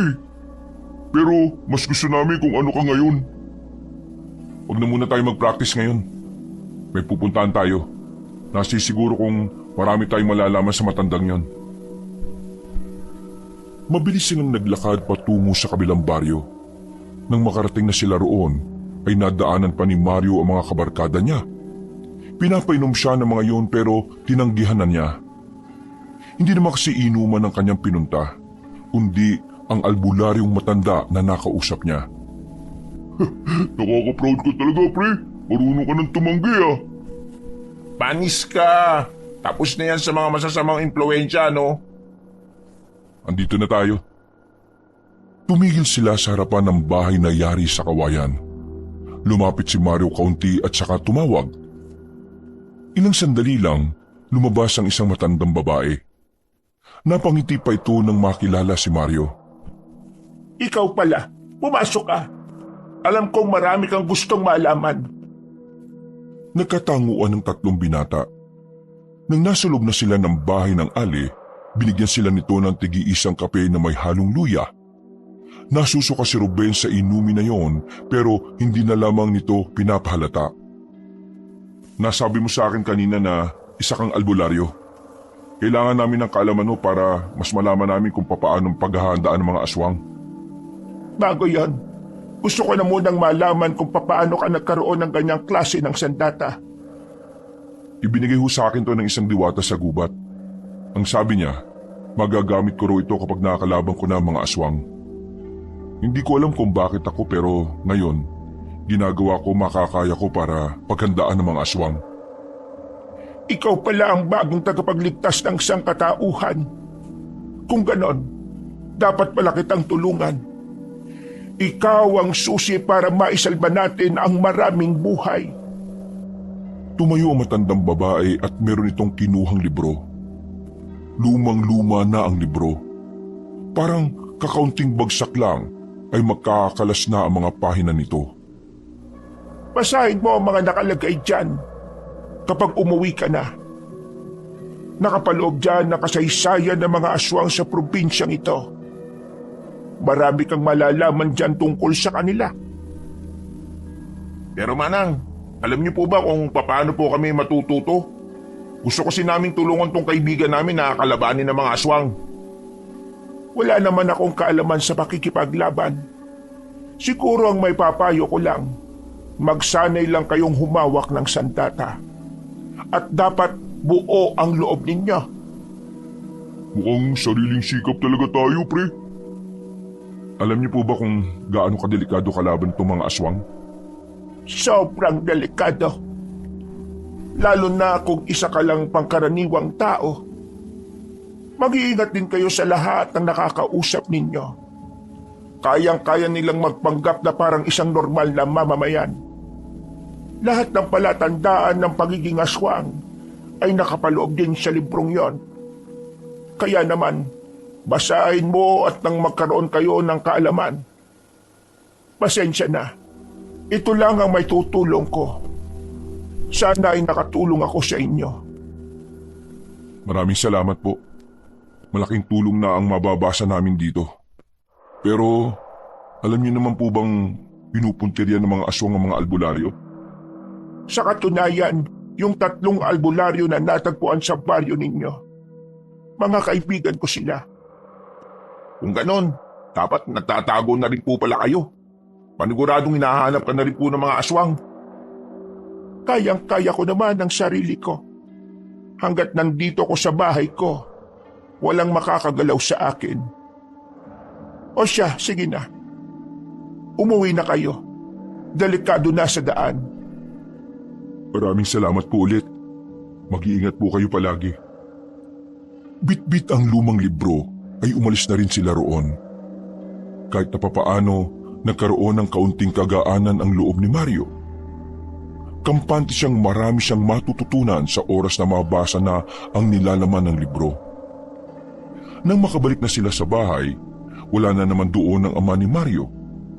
Bagay na ipinagtataka na naman ni Mario dahil mag-aalas 10 na ng gabi. Kapag ganong oras at wala pa ang kanyang ama, iba na ang kutob niya. Kung noon ay wala siyang pakialam, ngayon ay nag-aalala na siya. Wala bang nasabi sa iyo na aalis siya? Wala. Ang sabi niya kanina, uuwi naman siya kagad pagkatapos niyan sa palengke. Hindi rin naman niya kinakalimang yung maliit na bill na bigay ko sa kanya. Kulma, baka may dinaanan lang sandali. Mag-aalis 10 ni. Mag-aalas 10 ni. Napalingon silang 3 sa labas nang makita nagmamadaling pumasok ang matandang si Ruperto. Kitang-kita ang pagiging kabado nito base sa reaksyon ng muka. Tulungan niyo ako! Yung asawa ni Paring Edgar, hindi lang ng mga aswang! Napatayo agad si Mario nang marinig yon. Agad niyang tinanggal ang balot ng palakol. Wala siyang sinayang na oras at tinungo agad nila ang kagubatan kung saan dinala ang asawa ni Mang Edgar. Naaamoy pa ni Mario ang amoy ng aswang, kaya naman yun ang kanilang sinundan. Madilim na sa kagubatan. Malamig pa kaya hindi maiiwasan na kilabutan. Mga ilang sandali lang, sumenyas na si Mario sa 3 na tumigil. Marahan silang umupo at nagtago na muna sa malalapad na dahon ng gabi. Bakit? May nararamdaman ako. Dito lang kayo. Ako lalapit. Pero anak, sasama kami para mapahamak ka. Wag na. Kapag hindi ko kaya, saka kayo sumunod. Maigpit ang hawak ni Mario sa itak. Maraan siyang lumapit kung saan niya nararamdaman ang presensya ng isang aswang. Mga ilang sandali lang, meron na siyang nakitang kubo. Kahit medyo malayo, naririnig niya roon na parabang may mga bihag na tao sa loob. Meron ding aso na tumatahol-tahol. Kabado si Mario, pero nilalakasan niya ang kanyang loob. Batid niyang ito na ang unang pagkakataon na mapapalaban siya. Naglakad siya patungo sa harapan ng kubo. Sumilip siya sa bintana. Nakita niya ang 4 na tao. 2 bata, 1 binata at 1 matanda. Sa gilid naman ay merong aso. Sa palagay ni Mario, mukhang kakarnihin ng aswang ang mga yon. Kailangan ko silang iligtas. Pagharap niya, tumambad sa kanya ang isang lalaking mapayat. Nanlilisik ang mga mata't naglalaway. Lumapit ito agad sa kanya at nahawakan siya sa magkabilang balikat. Binalandra siya nito sa dingding ng kubo. Mas lalong lumakas ang iyakan sa loob, pati na rin ang tahol ng aso. "Buwisit ka! Ang baho ng hininga mo! Naglalaway ka ba?" Inambahan ni Mario na papalukulin niya ang aswang pero mabilis itong lumundag palayo.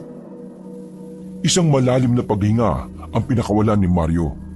Sa puntong ito, unti-unti na ring nalulusaw ang takot at kaba sa kanyang sistema. Dahil ang tumatakbo na lamang sa utak niya ngayon ay paslangin ng aswang na nasa harapan niya at iligtas sa mga bihag. Muling umatake ang aswang sa kanya. Sinubukan siya nitong patamaan ng kalmot pero naihaton na niya ang palakol. Nang matamaan niya ang aswang ay agad na naputol ang braso nito. Sigaw ng sigaw ang aswang dahil sa hapdi. Habang si Mario naman namamangha ng maramdaman na parang may vibration ang ginagamit niyang palakol. Binitiwan na niya ang isa pang hawak niyang itak at ang palakol na lang ang kanyang ginamit. Hindi siya nagdalawang isip na ipukol yun sa direksyon ng aswang. Tinamaan ng aswang sa dibdib. Mabilis siyang tumakbo palapit doon at saka hinugot ang palakol. Tinaga niya ito sa liig at agad na ring tumumba. Bumulagta ang aswang. Ilang segundo lang nakita niya agad itong naabo.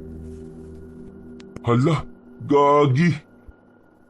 Nagulat siya dahil hindi niya inakala na sobrang mahiwaga talaga ang palakol na kanyang hawak-hawak. Pumasok na siya sa loob ng bahay. Nakita niya roon ang aso na palagay niya, yun ang aso na hinahanap ng Bombay na si Amir. "Huwag kayong matakot, ligtas na kayo." Pinakawalan ni Mario ang mga yon. Pinabuhat na lang niya sa binata ang aso para makaalis na rin. Nang balikan na ni Mario ang mga kasama niya, nagtaka siya dahil hindi na niya inabutan ang mga yon. Naglakad-lakad ang binata para hanapin ang mga kasama niya. Pero sa kasamaang palad ay wala siyang makita. Kalmado lang ang binata, pero aminadong nag-aalala lalong-lalo na sa kanyang ama. Kaya naman muli niyang sinuyod ang kagubatan. Nakaramdam na siya ng aswang sa paligid. Tumigil siya sa gilid. Nagmasid muna at inobserbahan ang kanyang mga naririnig. Ilang sandali pa, nakita na lamang niya ang 4 na aswang na merong daladalang mga sako. Hindi niya inatake ang mga yon. Sinundan niya kung saan pupunta. Hanggang sa makaraan nga lang ng ilang minuto, nakita niyang pumasok sa isang kuweba ang mga aswang. Nang masiguro niyang walang nakakakita sa kanya, nagmamadali rin siyang tumungo roon. Maliwanag naman sa loob dahil may mga sulo na nakadikit sa bawat pader. Buong buo ang kanyang loob habang naglalakad papasok ng kuweba. Maya-maya lang, meron na siyang narating na 400. Pinili niya ang pangalawang lagusan. Doon niya kasi nararamdaman ang mga aswang na nakita niya. Pero napatigil siya sa paglalakad nang may marinig siyang sumisitsit sa kanya. Marahan siyang lumapit. Ibinaba niya ang sandata nang maamoy niya ang langis ng kanyang ama. "Lumabas na kayo dyan! Nandito lang pala kayo!" "Baliw! Ikaw ang pumunta rito!" Hinila siya ni Ruben at Warren papasok sa silid na yon na wala namang pintuan. Nagtago lang sila sa mga drum. Mabuti naman at nasa maayos kang kalagayan. Anong nangyari sa pinuntahan mo? Naligtas ko na yung mga bihag ng aswang, pati yung aso ng Bombay. Pero kayo, paano kayo napadpad dito? Habang nagtatago kasi kami kanina, may napadaan na aswang. Makikita kami ron kaya napilitan na kaming umalis. Tapos, naisipan naming sundan. Dinala kami ng paa namin dito. Ngayon, hindi na kami makalis dito. Buti dumating ka. Mukhang meron silang ginagawa doon sa loob. Tingin ko, kailangan kong pumasok doon. Delikado anak, mabuti pa. Umalis na lang tayo. Tapos, magsabi tayo sa iba para marami tayong kasama kapag bumalik tayo. Hindi, mas magiging magulo kung marami tayo. Warren, ayos lang ba na umalis kayo ni tatay? Tayo rin ang papasok sa loob. Wala namang problema sa akin. Pero Mario, tingin ko talagang kailangan kong malaman kung ano ang nasa loob. Hindi mapakali ang kapangyarihan ng palakol eh. Nararamdaman ko siya. Mang Roberto, ako nang bahala rito kay Mario. Mas kailangan niyo pong makaalis ngayon. Warren, sige na. Tay, mag-iingat kayo. Yung bell ha, patunugin niyo lang na matagal kapag may problema. Bago pa sila matunto ng mga aswang doon, ay nagmamadali na rin makaalis si Warren at Mang Roberto. Umabante na rin si Mario at Ruben. Dala ang kanilang mga sandata, pinagpatuloy nila ang paglalakad. May tao, aswang pala. Hinilan ni Mario ang kanyang kaibigan papasok sa isa pang silid. Nagtago sila sa mga nakatambak na kahoy sa loob. Pero sa kasamaang palad, sa silid pala na yun papasok ang dalawang aswang. Napapalunok ng laway ang dalawa dahil sa kaba. Nang buhatin ng isang aswang ang kahoy na pinagtataguan nila, sandali pa silang nagkatitigan ng nilalang na yun. Oh! Uy! Agad na nagbago ng anyo ang dalawang aswang. Pero bago pa makagawa ng kahit na anong ingay ang dalawa, pinalipad ni Mario ang kanyang palakol. Tinamaan ng mga yun sa liig. At nang makabalik na yun sa kanyang kamay, hindi siya nagdalawang isip na tagiin pa ang dalawa. Gagi, paano ko nagawa yun? May sariling utak yata ang palakol na yan eh. Hindi, tingin ko, nakakagawa ko ng mga ganung bagay kapag nararamdaman ng palakol na ito na nasa alanganing sitwasyon ako. Eh di sana, nasa alanganing sitwasyon ka na lang palagi. Baliw, tara na, magpatuloy na tayo. Tumakbo na ang dalawa hanggang sa meron na silang narating na malaking pinto na yari sa kawayan. Pagbukas nila nito, bumungad sa loob ang isang malaking ribulto ng aswang. Sa gitna ng ribulto na yon, meron silang nakitang bagay na parang tumitibok-tibok. Kasing laki yun ng bunga ng langka. Kulay asul na may pagkapula ang bagay na yon. May buhay sa loob ng bagay na yan. Hindi kaya aswang ang nasa loob yan? Tingnan mo, may mga hose na nakakabit dyan. Itong mga drum, dugo ito ng mga tao. Kung ganon, parang sinapupunan nito ng isang buntis. Baka sa loob ng bagay na yan may sanggol na aswang. Anong gagawin natin? Kailangan natin patayin yan. Malaking problema kung mabubuhay pa yan. Pinagtatataga ni Mario at Ruben ang mga hose. Lumayo sandali si Mario at bumuelo. Malakas niyang pinukulang palakol sa direksyon ng bagay na tumitibok. Bumaon ang palakol doon at narinig pa nilang tila merong dumaing. Paghugot niya ng palakol, bumuka ang bagay na yon at nasilip nila sa loob ang isang sanggol na pangit ang muka. Mahahaba mga kuko at merong buntot. Tama tayo, sanggol nga ito. Siguro malakas na aswang to kaya pilit nilang pinapakain. Buti na lang, napatay na natin to. Nang mapalingon sila sa likuran, nakita nila ang hindi bababa sa 5 aswang. Gigil na gigil ang mga yon. Lalo nang makita ng mga ito na pinatay nila ang sanggol na naroon. Mapapalaban tayo pre, umanda ka ha. Pinalibutan sila ng mga aswang. Pero bago pa sila atakihin ng mga ito, isang ideya na naman ang bigla na lang nabuhay sa utak ng binata. Pinalipad na naman niya ang palakol. Paikot na tumama ang kanyang sandata sa mga aswang at sa isang iglap lang napatay niya agad ang mga yon.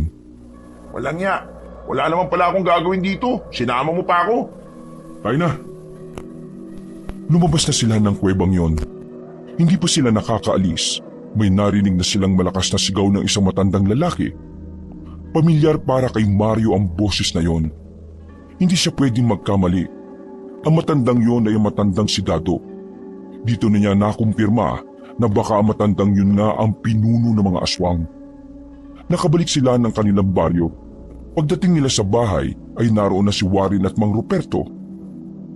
Nakahinganan na maluwag ang matandang si Ruperto nang makitang ligtas na ang kanyang anak. Napayakap pa nga ito sa binata. Napangiti na lang si Mario ng papilit. Hindi niya kasi alam kung ano ang gagawin niya. Nasanay lang kasi siya na ang kanyang ina ang gumagawa noon para sa kanya. May pinatay kaming sanggol ng mga aswang. Tingin ko, mas lalo magagalit ang mga aswang sa ginawa namin. Kaya naman, Tay, kailangan mo umalis dito. Gagamitin ka nila laban sa akin. Yun ang nararamdaman ko. Ikaw ang uunahin nila. Pero kung iiwan kita rito, baka hindi na kita makita. Nag-alala ako para sa'yo. Tayong dalawa na nga lang magkasama sa buhay, baka ikaw naman ang mawala sa akin. Hindi natin alam kung ano mangyayari. Kaya mas maiging unahin mo nang iligtas ang sarili mo. Kaya ko sarili ko. Mas nag-aalala ako para sa'yo, Tay. Mang Roberto, tama po si Mario. Mabigat na kasalanan ng ginawa namin sa mga aswang. Kaya naman, natitiyak namin na mas mabigat ang ibabalik nila sa atin. Meron akong alam na pwedeng pagtaguan ni Mang Ruperto. May bahay kami sa katabing probinsya. Doon ko na muna siya dadalhin. Ligtas doon. Tay, pumayag ka na. Mas mapapanatag ang kalooban ko kapag alam kong nasa maayos kang kalagayan. Ngayon na lang ulit tayo naging maayos at ayaw kong maudlot yun. Sige, basta mangako ka lang na babalik ka ng buhay. Iingatan mo ang sarili mo. Gusto ko pang makapagsimula tayo ulit. Dahil alam kong ikatutuwa yun ng nanay mo. Tumango na lamang si Mario. Sa puntong ito ay sinserong ngiti na lang ang naipakita niya sa kanyang ama. Matapos ang pag-uusap na yon, ay inabutan na sila ng umaga sa kakaantay sa paligid. Nanatiling gising ang tatlong binata, habang si Mang Ruperto naman ang nakatulog. Nang maliwanag na ang paligid, naging kampante na ang kanilang kalooban. Kalmado lang silang nagkakape. Pagsapit naman ng tanghali, nakanda na si Mang Ruperto at Warren para sa kanilang pag-alis. O pre, ikaw na munang bahala sa tatay ko ha. Huwag ka maglala, kasama ko rin naman ng tiyuhin ko na pulis. Wala kayong dapat ipangamba. Yung pangako mo sa akin, tuparin mo anak. Opo, tutuparin ko yun.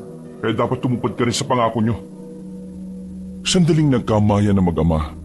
Nagyakapan na rin ang dalawa na naging dahilan para mas gumaan ang pakiramdam ni Mario. Hindi siya makapaniwala na ganun pala ang pakiramdam ng merong ama na itinuturing. Sige na, aalis na kami. Pupuntahan namin si Aling Nelly. Tara na rin, Mang Ruperto. Baka hinihintay na tayo ng tiyo ko. Nagiwalay na rin sila ng landas na mga sandaling yon. Binilisan ni Mario at Ruben ang kanilang paglalakad hanggang sa marating na nila ang bahay ni Aling Nelly. Sa labas pa lang, may naamoy na silang masangsang na nagmumula sa loob ng bahay. Nakaramdam na agad ng kaba si Mario.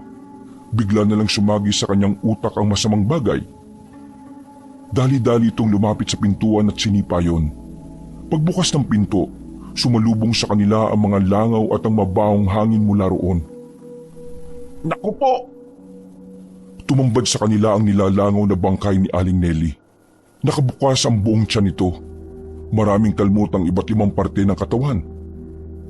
Pati na rin ang mukha na halos hindi na makilala. Tingin ni Mario, pinaslang ang matanda bago pa nila matuklasan ang sikreto ng mga aswang sa kuweba. Dahil hindi na nila kinayang amoy ay agad naman silang lumabas. Pinaalam nila sa pamunuan ng baryo ang nangyari sa matandang babae. Awang-awa si Mario kay Aling Nelly. Naiisip pa lang niya kung papaanong pinahirapan ng matanda. Parang kinukurot na ang puso niya. Dahil dito nakaramdam ng galit ang binata. Tinatak niya sa kanyang isipan na pagbabayarin niya ang mga gumawa nun kay Aling Nelly. Lugmok ang dalawa noong tanghaling yon. Napatambay na lamang sila sa harapan ng tindahan habang nakatulala. Mukhang kailangan ko na talagang harapin ang pinuno nila bago pa sila makagawa ng mas maraming pagpatay. Kaya mo na ba? Handa ka na ba talaga? Kailangan kong kayanin, pre. Nakikita mo naman kung paano nila pinatay ang mga walang kalaban-laban. Hindi ako pwedeng maghintay kung kailan siya haharap sa akin. Bukod dun sa kuweba, Saan naman kaya natin sila makikita? Alam ko saan tago mga aswang. Natigil ang kanilang pag-uusap nang marinig nila ang tinig na yon ng Bombay na si Amir. Lumapit ito sa kanila at tumabi. Alam ko saan sila tago. Paano nalaman mo? Una sa lahat, salamat kasi ligtas na aso ko. Pero ito aso ko, naku, nakatakas na naman. Kagabi pagbalik niya sa akin, aba, labas ulit bahay, takbo-takbo ang loko. Tapos, habol-habol ko naman. Bilis takbo ng aso ko. Kaya ako, habol ako hanggang gubat. Di ko na malayan, ako pala nakarating na malayo, papunta sa kabilang bundok. Gaano kalayo ang tinakbo mo para makuha yung aso mo? Ganon kalayo tinakbo mo para makuha ang aso mo? Oo, mahal ko aso ko eh. Kaya kahit daanan ko gubat, wala ako bagi. Kaso, pagdating namin dun, aso ko diretso sa baryo mga aswang. Takot naman ako, baga ako mamatay. Ako alis na lang. Isip ko dapat alam nyo ito. Baka gawa kayo paraan para talo mga aswang tapos kuha aso ko. Sige, samahan mo kami. Ha? Ako sama? Oo, ituturo mo sa amin kung saan yung baryong yon. Sabihin ko na lang saan. Kayo na lang punta. Love ko pa buhay ko eh. Hindi mo ba love yung aso mo? Love ko, malamang. Eh di ligtas mo siya. Magkasama tayong pupunta ron. Tatalunin namin ng mga aswang. Ililigtas mo ang aso mo. Ay. Sige na, ako bayag na. Basta ligtas nyo rin ako pag ako lagay panganib ha. Mabilis na lumipas sa mga oras. Sumapit na naman ang kinagabihan. Sa puntong ito ay kasama na nga nila ang Bombay na si Amir. Kung ano-anong bagay ang pinadadala nito na pilit pinagkasya sa malaking bag. Yan ba mga dinala mo, magagamit mo talaga? Hindi ko alam. Basta dala ko lang ang gusto ko dalhin. Baka tayo tagal ilang araw dun eh. Bakit naman tayo tatagal ng ilang araw dun? Hindi naman tayo magkakamping. Kapag nahuli tayo, hindi tayo tatagal ng ilang araw. Baka 1 minuto lang, dedo na tayo. No ka ba? Basta, makikinig ka lang sa mga sasabihin namin ha. Wala kang gagawing iba. Iwasan mo rin gumawa ng sarili mong desisyon kung gusto mong pang makita ang aso mo. Okay. Ako dali naman kausap. Wala kayong problema sa akin. Alas 7 na. Kailangan na nating umalis. Buo ang loob nilang lumabas na sila sa bahay ni Amir. Na makapasok na sila sa kagubatan, migpit ang kapit ng Bombay kay Ruben. Para itong linta ko makakapit. Ang kaninang Bombay na nagsasabing hindi natatakot, ngayon ay takot na at parang kulang na lang ay maihin na ito. Nakakarinig na kasi sila ng mga kakaibang tunog kahit na malayo-layo pa sila sa baryo ng mga aswang. Uy, tama pa ba dinadaanan natin? Kapag kita natin puno na may malaking ugat, kaliwa tayo, tapos diretso. Meron tayo makita naman tuyo ilog, diretso ulit. Tapos kaunti lagad. Kita na natin baryo nila. Wala ka bang balak kumalas sa akin? Para kang tarsib eh. Kapit na kapit ka. Mamaya na ako gagalas pag meron na aswang. Takot ako eh, pero kunti lang. Sa kanilang paglalakad, nakita na rin nila ang punong may pinakamakapal na ugat.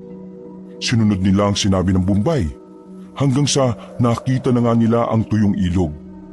Hindi pa man sila tumatawid doon, naramdaman ni Mario ang mga presensya ng mga aswang. Kahit malayo pa ang mga yun, may mga naririnig na siyang tinig ng mga nilalang. Kapag tumawid tayo sa kabila, balwarte na nila. Naririnig at nararamdaman ko na sila.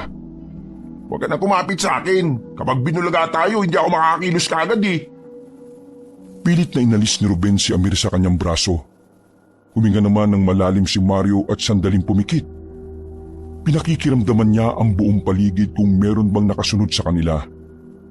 Nang makasiguradong walang aswang ang nasa paligid, tumawid na rin sila patungo sa kabilang paanan ng bundok. Inilabas na rin ni Mario ang kanyang palakol. Na sa mga sandaling ito, nakikita nilang tila nagbabaga ang dulo ng talim nito. Mario, anong ibig sabihin kapag ganyan? Inihanda ng palakol ang kapangyarihan na Tumigil sila sa paglalakad na makarinig sila na merong paparating. Pumunta sila sa likuran ng malaking puno. Mga ilang sandali lang, nakita nilang may mga grupo ng aswang na papalapit. Mga pangkaraniwang aswang lang yon na parang rumoronda sa buong kagubatan. Nang makalagpas na ang mga yon, ay nakahinga na rin sila ng maluwag. Ako ka ba masyado? Kala ko todas na tayo. May mga gumagalang aswang. Ibig sabihin, binabantayan na nila ang baryo nila. Pre, O bakit? ano yung nasa likuran mo? Ha? Pagkaharap ni Mario ay nakita nila ang matangkad at maskuladong lalaki na pangit din ang muka. Marami itong buhok sa katawan. Wala nang nagawa si Mario nang sipain siya nito.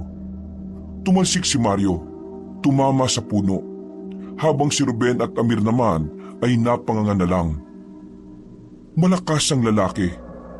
Kung isa sa kanila ang nasipa nito, malamang sa manamang ay balina ang kanilang buto. Tumayo si Mario na parabang walang nangyari. Hindi ito masyadong nasaktan dahil sa kapangyarihan na meron ng palakol. Hindi pa man nakaka-recover ang binata, gumapang na ang aswang patungo sa kanya. Hindi nito pinapansin si Ruben at Amir. Tanging si Mario lang ang pinag-iinitan nito. Nasuntok naman ng aswang si Mario. Sa lakas ng suntok ay natumba na naman ang binata. Dahil dito, nakakaramdam na ng pangamba si Mario. Nawawala ng tapang na inipon niya. Pre, lumabang ka! Huwag ka matakot, uy! Labang ka! Huwag ka takot! Pag ikaw takot, lahat tayo todas! Muli siyang nilapitan ng aswang at dinakma ang mukha niya. Hindi niya magawang tagain ang aswang na yon dahil hindi na niya hawak ang palakol. Nang ilahad na niya ang kamay sa ere, kusang lumipad ang sandata niya patungo sa kamay niya. Nakakuha ng pagkakataon si Mario kaya tinaga niya ang balikat ng nilalang. Agad siya nitong nabitawan. Dumistansya ang aswang at tumiyaw ng malakas. Tila nagbibigay ito ng abiso sa baryo na medyo malapit na rin sa kanila. Nataranta na si Mario. Alam niyang kapag tumagal pa ang laban na yon, ay maabutan na sila ng iba pang aswang. Kaya naman ginamit na nila ang kapangyarihan ng palakol. Hinawakan niya ito ng mahigpit. Mabilis na nakalapit ang binata sa likuran ng aswang. Sa sobrang bilis ay nagawa nitong itarak ang palakol sa ulo ng kalaban. Sumirit agad ang dugo nito. Agad na bumagsak sa gilid at bago ito mamatay, humiyaw na naman ng malakas. Kailangan na nating lumipat. Paparating ng ibang aswang. Naku, ingay kasi nitong aswang. Di na lang matigok ng tahimik. Daldal mo, tara na! Hinila na nila si Amir. Nilisan nila agad ang area na yon. Nang makaalis sila, maya-maya lang ay dumating na rin ang mga aswang. Kasama pa ng mga ito ang matandang si Dado. Kaya ko silang labanan lahat, pero kailangan ko muna magpahinga. Dumudugo ang ilong ni Mario ng mga sandaling yon. Napuwersa ang sarili niya na gumamit ng kapangyarihan ng palakol. Hindi pa rin naman kasi siya biyasa sa paggamit ng ganong klaseng sandata. Pre, okay ka lang? Oo, ayos lang ako. May sipon ka. Di ka ba inom gamot? Baliw, dugo yan. Kung sipon ka dyan. Ay, di ko kasi kita linaw eh. Nakapagpahinga sila ng ilang minuto ng mga sandaling yon. Pero nababahala si Mario. Ngayong alam na ng mga aswang na nasa paligid lang sila, magiging mahirap para sa kanila na gawin ang kanilang plano. Sumilip siya sandali. Nakita niya ang mga aswang sa di kalayuan na may mga dalang sulok. Hinahanap sila. Inaamoy-amoy na parang mga aso. Malis na muna tayo. Papapalibutan nila tayo dito. Saan naman tayo nito? Basta, sumunod kayo sa akin. Maingat silang naglakad paalis. Nagtago sila roon habang nagmamasid-masid. Kumusta pakiramdam mo? Ganun pa rin. Gusto mo tubig? Ako meron dala dito tubig. Sus, pambihira ka. Kanina pa tayo takbo ng takbo, ngayon mo lang sinabi na may tubig ka palang dala. Hindi ka naman hingi. Ito, inom ka na. Halos maubos ni Mario ang kalahating bote ng tubig. medyo nawala na rin ang pagkahilo niya. Kaya naman nang masiguro nilang wala na ang mga aswang, lumabas na rin sila roon. Humanap sila ng mas ligtas na daan palapit sa baryo ng mga aswang. Dahil umiikot sila sa kabila, walang nakakita sa kanila. Bandang likuran ng baryo ang kanilang dinaanan. Habang nakatago sila sa madilim na parte, natanaw nila ang isang aso na nakaupo lang sa gilid ng daan na parabang merong hinihintay. Oh, ayun, aso ko. Tawagin mo. Paano ako tatawag? Wala pangalan. Dapat binigyan mo siya ng pangalan. Ganun kapag mahal mo talaga yung aso. Ganun ba? Di pangalan ko sa kanya. Tik-tik. Tama, siya si Tik-tik. Ay sira ulong amo ka pala eh. Uy, tumimik nga kayo. May paparating. Nakita na lamang nilang may dalawang lalaki na bigla na lamang dinakma ang aso ni Amir. Umiyak ang aso. Naawa naman agad ang Bombay. Hindi nito kayang makitang ginagano ng kanyang aso. Kaya kahit plastic bottle na may tubig lang ang hawak nito, bigla na lamang itong lumabas. Tumakbo ito palapit at binato niya ang isa. Tinamaan yon sa muka. Napahinto ang dalawang aswang na napatingin sa kanya na masama. Tigil kayo! Aso ko yan! Huwag niyo saktan! Ako harapin niyo! Nang bitiwan ng dalawang aswang ang aso ay agad itong lumapit sa Bombay. Niyakap agad ni Amir ang aso. Pero nawala ang kasiyahan nito nang makitang nag-anyong aswang na ang dalawang lalaki. Pero bago pa siya nito malapitan, tumama na ang palakol ni Mario sa dalawang yon. Agad na bumulagta ang dalawang aswang at tumagas agad ang dugo mula sa liig. Lumapit ka rito! Binuhat ni Amir ang aso at agad na bumalik sa mga kasama. Sumakit ang ulo ni Mario at Ruben sa kanya. Pero masaya na rin sila kahit papaano dahil buhay pa nilang nakuha ang aso. Mauna ka na umalis. Ligtas mo na aso mo. Ako babawi sa inyo. Basta kayo tataglang ha. Ako babalik para kayo ligtas. Uwi ko lang aso ko. Kahit wag na.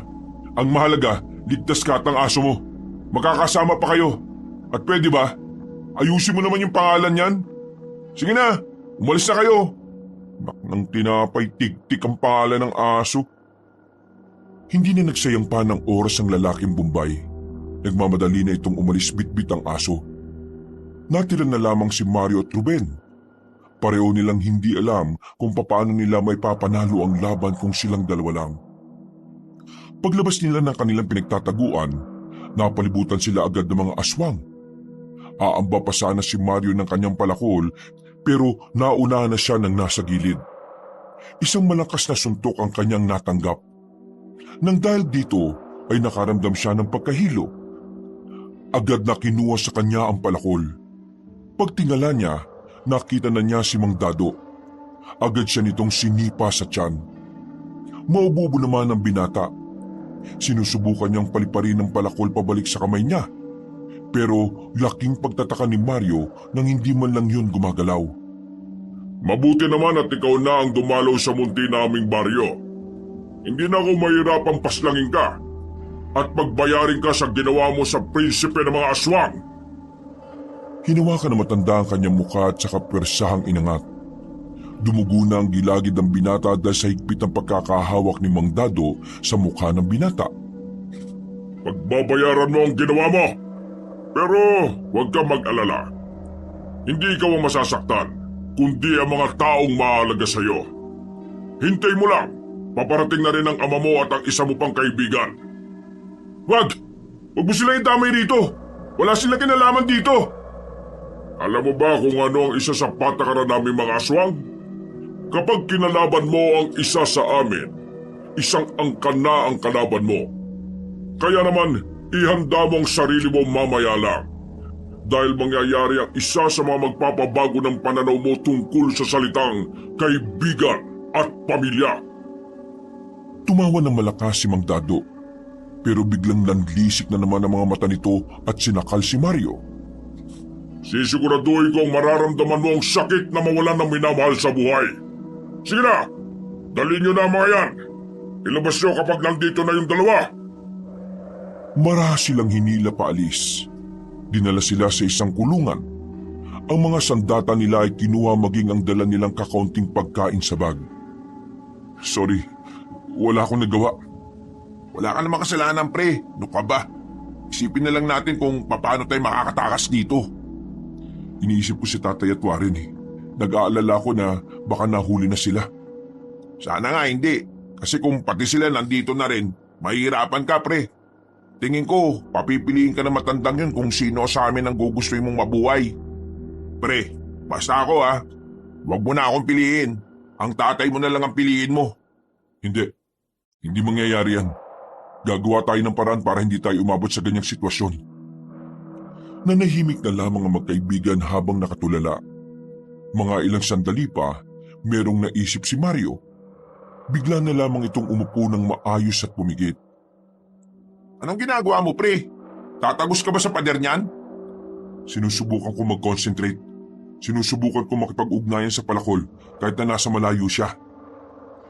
Hindi na muna siya ginambala ni Ruben. Pinagpatuloy niya lang ang pagpikit ng kanyang mga mata.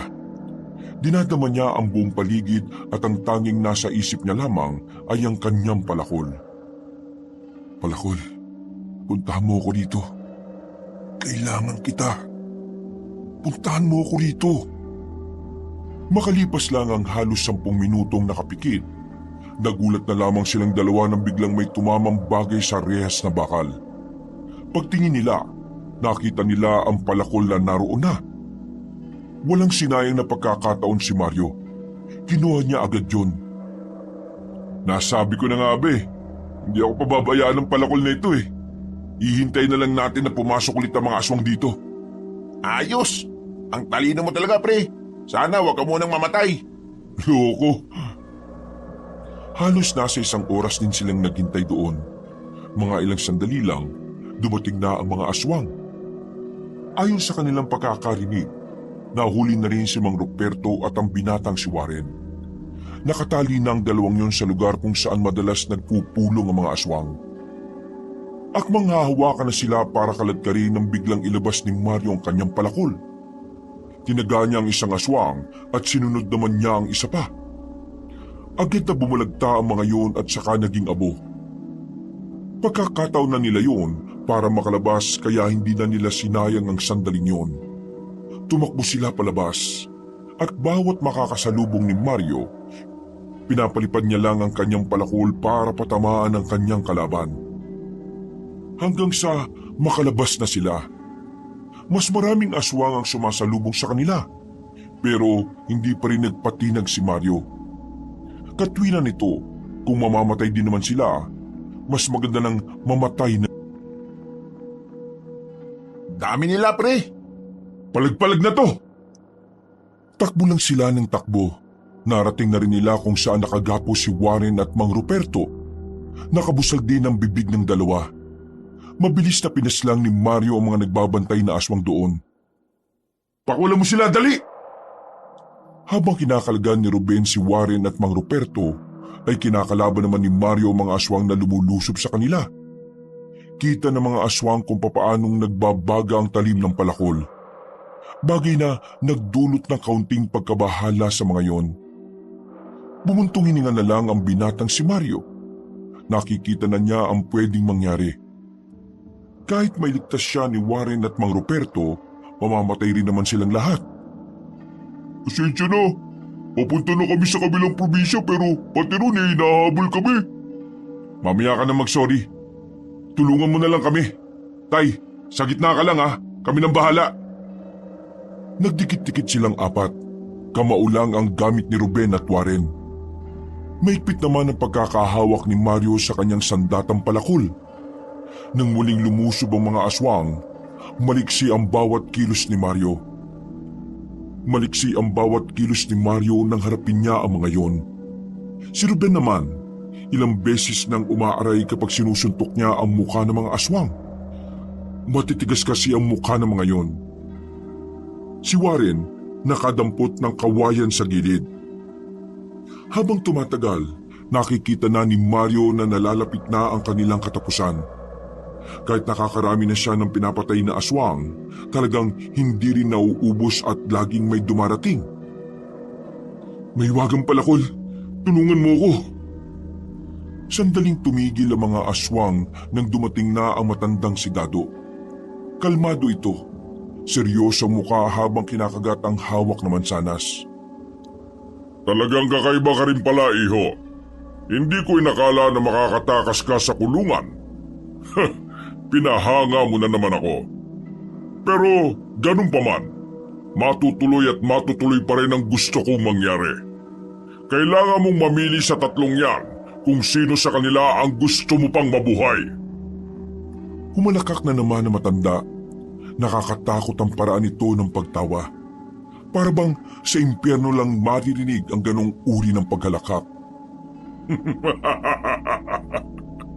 Nakikita mo ba itong mga aswang na natitira? Sila ang tunay kong mga tauhan. Yung mga napaslang mo ay mga walang kwenta yan. Kaya ngayon, alam mo naman na siguro na wala ka nang ibubuga. Kitang-kita na rin sa mukha mo na talagang pagod ka na. Huwag ka mag-alala. Magpapahinga ka na rin naman mamaya. Magpapahinga na rin ng ama mo. Kung hindi siya ang pipiliin mo. Pre, piliin mo ang tatay mo. Ako, ayos lang naman. Pre, alam kong mahal mo ang tatay mo. Pero pre, ang dami ko rin pangarap na di pa natutupad. Mario anak, patanda na ako. Masaya na ako sa mga nangyaring maganda sa atin. Tapos na ang misyon ko sa mundong ito. Manahimik ka kayo! Walang mawawala sa gabing ito. Hindi ako papayag. Kung may mawawala sa atin, mas maigi pang magkakasama pa rin tayo hanggang kabilang buhay. Patay kung patay! Aba, matigas talaga ang ulo mong tao ka. Gaano karaming hangin ba ang pumasok sa utak mo nung isilang ka sa mundong ito? Pwes, kung ayaw mo rin pala, silang tatlo na lang ang uunahin ko. Mga bata, patayin niyo ang tatlong kasama niya. Mas matutuwa ako kung uunahin niyo ang matanda. Napuno na naman ng pag-angil ang paligid. Hanggang sa sabay-sabay nang lumusob ang mga yun. Pero nagulat na lamang sila nang bigla silang makarinig ng sigawan ng mga tao. Lumabas mula sa kadiliman ng mga taong may mga hawak na itak at kung ano-ano pang sandata. Nawala sa wisyo ang mga aswang dahil hindi nila inaasahan ang pagdating ng mga yun. What's up? Yo, I'm back! Baligagu! Amir! Nadaanan ko sa baryo, tapos ako hingi tulong sa kanila. Ito sila, punta rito. Wala pagdadalawa isip. Maraming salamat. Maasahan ka talaga, Amir. Nanggagalaiti ang matandang si Mang Dado noong mga sandaling yon. Tumalon yun patungo sa bubungan ng bahay. Hindi ito makapaniwala na unti-unting namamatay ang mga aswang dahil lang sa biglang paglitaw ng mga tao. Mang Dado! Bumaba ka dyan! Harapin mo ako! Kung gusto mong matalo, sumunod ka sa akin! Pre, baka patibong lang yan. Hindi. Mararamdaman ko kung may gagawin siyang kakaiba. Kayo na munang bahala kay tatay ha. Kailangan kong harapin ang matandang yun. Bago umalis si Mario, sinuyod na muna niya ng tingin ang buong paligid. Nakita niyang tila nakakalamang naman sa laban ng kanyang kasamahan. Malaki talaga ang pasasalamat niya sa Bombay na si Amir. Kung hindi ito nakahingi ng tulong, siguradong tapos na sila sa mga sandaling yon. Tumakbo si Mario patungo kay Mang Dado. Dinala siya ng kanyang mga paa sa taniman ng saging. Maliwanag ang kinalalagyan nila. Malakas ang sinag ng buwan. Bagay na mukhang naging pabor para kay Mang Dado. Batid ni Mario na ang mga aswang ay mas malakas kung kabilugan at maliwanag ang buwan. Masyado na kayo maraming atraso sa aming mga aswang. Oras na para maningil! Mas lalong kumulubot ang mukha ni Mang Dado ng mga sandaling yon. Naramdaman na rin ni Mario ang kapangyarihan na nananalaytay sa palakol. Ilang sandali lang, nanlaki ang mga mata ni Mario nang makitang mabilis na gumapang ang matanda patungo sa kinatatayuan niya. Isang mahabang kalmot agad ang ginawa ni Mang Dado. Tinamaan ang binata sa dibdib hanggang sa kaliwang bewang niya. At sa pagkakataong yon, ramdam na ramdam niya ang hapdi at kirot. Napatras agad si Mario. Wala pa siyang ginagawa pero hingal na siya. Nahihirapan na agad siyang kumilos. Nang makita ni Mang Dado na tila nababahala siya, mas lalo pa itong lumapit sa kanya. Kinakalmot na matandang aswang ang binata ng maraming beses. At ilan sa mga yon ay tumatama kay Mario. Duguan na ang binata. Hindi niya inakala na mabilis pala si Mang Dado.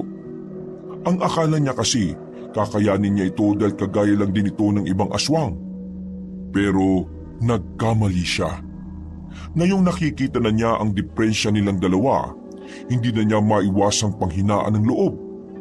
Nakapagdesisyon ka na ba kung susuko ka na lang o mamamatay? Iho, kung ako sa'yo, tanggapin mo na lang na natalo ka. Kung susuko ka sa akin, pwede ka pang mabuhay. Basta ang gagawin mo lang, pagsilbihan mo ako. Magiging manigas ka! Pilit na pinalipad ni Mario ang palakol patungo sa kinaroroonan na matanda. Pero walang kahirap-hirap lang itong nailaga ni Mang Dado. Hindi natatalab sa akin ang mga galaw mong yan. Napakadali mo naman basahin, iho. Kaya kung ako sa'yo, mamili ka na. Kakampi ka sa akin o mamamatay kayong lahat. Alam mo kasi, napagtanto ko lang ha. Kakailanganin pala kita. Tingin ko, kakailanganin ko ang kakayahan mong makipag-usap sa mga diwata. Para sinabi ng manigas ka! Muling lumipad ang palakol ni Mario at sa pagkakataong ito ay tinamaan na niya si Mang Dado. Natapyas ang tenga na matanda. Lalong nanggigil sa kanya matandang aswang. Sa pagkakataong ito, tila naubos na ang pasensya ni Mang Dado. Muli itong lumapit sa kanya at saka pinagkakalmot siya sa katawan. Pero nanlalaki ang mga mata nito nang makitang nagagawa pa rin makatayo ni Mario. Kahit naduguan na ang binata, kahit na sira-sira at gulagulanit na ang damit nito, tumitindig pa rin ito ng buong tapang. Bakit hindi ka ba mamatay-matay? Sino ka ba? Diyos ka ba? Hindi ako Diyos, pero palagay ko, ako ang sugo ng kabutihan, ng liwanag at ng Panginoon. Kaya ikaw, humanda ka Mang Dado, kasi lalabanan kita kahit dumating pa ang puntong wala na ako magagamit na kamay at paa. Muling hinawakan ni Mario ng maigpit ang kanyang palakol. Pumikit siya sandali at muling nakipag-ugnayan sa kapangyarihan ng kanyang sandata. Kapangyarihan ng maiwagang sandata, ipagkaloob mo sa akin ang kakaibang lakas na tatalo sa kasamaan. Ngayon din! Nang dumilat siya, napalayo si Mang Dado ng bahagya. Walang sinayang na pagkakataon si Mario. Nang paliparin niya ulit ang palakol, ay tila nawala na ang lahat ng sakit ng kanyang katawan. Biglang bumalik ang lakas niya. Dali-dali siyang tumakbo patungo kay Mang Dado at sinapak niya ito sa muka. Nang masalo niya ang kanyang palakol, tinaga niya agad ang matanda. Nakailag yung pero nadaplisahan ang mukha nito. Hindi tumigil ang binata. Tinaga niya ulit ang matandang si Dado at tinamaan na niya yun sa dibdib.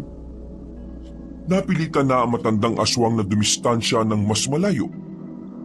May tumatagas na ring dugo sa katawan nito. Kitang-kita na rin ang pagbabago sa kilos nito. Nawala na ang sigla at angas na matandang si Mang Dado. Hindi ko inakala na may isang makapangyarihang tao makakagawa nito sa akin. Nakakamanga. Pero kung inakala mong mapapatay mo ko ng ganun kadali, nagkakamali ka. Kahit naduguan ng matanda, umatake pa rin ito sa binata. Pero sa kasamaang palad, nakailag lang si Mario. Noong mga sandaling yon, nararamdaman na ng binata ang nag-uumapaw na enerhiya na nagmumula sa palakol. Yun na ang senyales na kailangan na niyang tapusin ang laban na yon. Sandali siyang napatitig sa palakol. Namamangha siya sa nakikita niyang gumuguhit na liwanag sa talim nito. Maging si Mang Dado ay napansin din yon. Nagdulot yun ng pangamba sa matandang aswang. Pero Kahit na ganoon, hindi pa rin umaatras si Mang Dado. Masyadong mataas ang tingin nito sa sarili. Kaya kahit na alam nitong hindi na siya mananalo, talagang hinarap niya pa rin ang binatang si Mario. Hindi! Hindi ako papayag na matatalo lang ako ng isang kagaya mong nilalang! Tumalo ng matanda. Nang makulay pula na ang nagbabagang talim ng palakol, bumuelo na si Mario. Pinukul niya ang palakol habang nasa ere ang kanyang kalaban. Tinamaan na matanda sa dibdib. Agad naman itong bumagsak sa lupa. Nangingisay-ngisay pa yun nang mabuo ang apoy roon. Pagbunot ni Mario ng palakol, sumiklab ang apoy at saka nilamon ang buong katawan ni Mang Dado. Sigaw ng sigaw ang matanda habang nalalapnos. Pero makalipas lang ang halos 1 minuto, mabilis itong naabo dahil na rin sa kapangyarihan na meron ng mahiwagang palakol. Isang malalim na paghinga na lamang ang nagawa ni Mario. Napatingin na lamang siya nang makitang natalo na niya ang pinuno ng mga aswang. Naubos na rin ng mga kasama niya ang mga aswang. Marami ang sugatan. Malala ang tama ng iba pero naisalba naman ang mga kasama nila. Kinabukasan, saka lamang pumasok sa utak ni Mario na talagang nanalo sila sa labanan. Sobrang saya niya. Lalo nang maramdaman niyang proud na naman sa kanya ang amang si Ruperto. Higit sa papuring natatanggap niya ay ang mga papuring natatanggap niya sa kanyang ama. Para sa kanya ay walang makakatumbas noon. Ilang araw na hindi makalabas ng bahay ang binata dahil sa dami ng galos na tinamo niya. Habang nagpapagaling, napapanaginipan niya ang diwata na si Amalia. Itinuro niya ang gantimpala para sa kanya. Paggising niya, makikita na lamang nilang mag-ama ang ginto sa ilalim ng kanilang unan. Nabuhay ng masagana ang mag-ama para sa kanilang bagong buhay. Kasakasama nila ang 2 binata na si Rupert at Warren. Naging partner din nila sa negosyo ang Bombay na si Amir. Samantala, binigyan naman nila ng mas maayos na libingan ng matandang si Nelly. Sa kanilang bagong buhay ay wala nang mahihiling pa si Mario. At kung sakali mang may dumating na namang bagong tungkulin, tatanggapin niya yon ng bukal sa loob. Malakas ang kanyang loob dahil alam niyang mas maraming buhay na ang kanyang pangangalagaan. Wakas!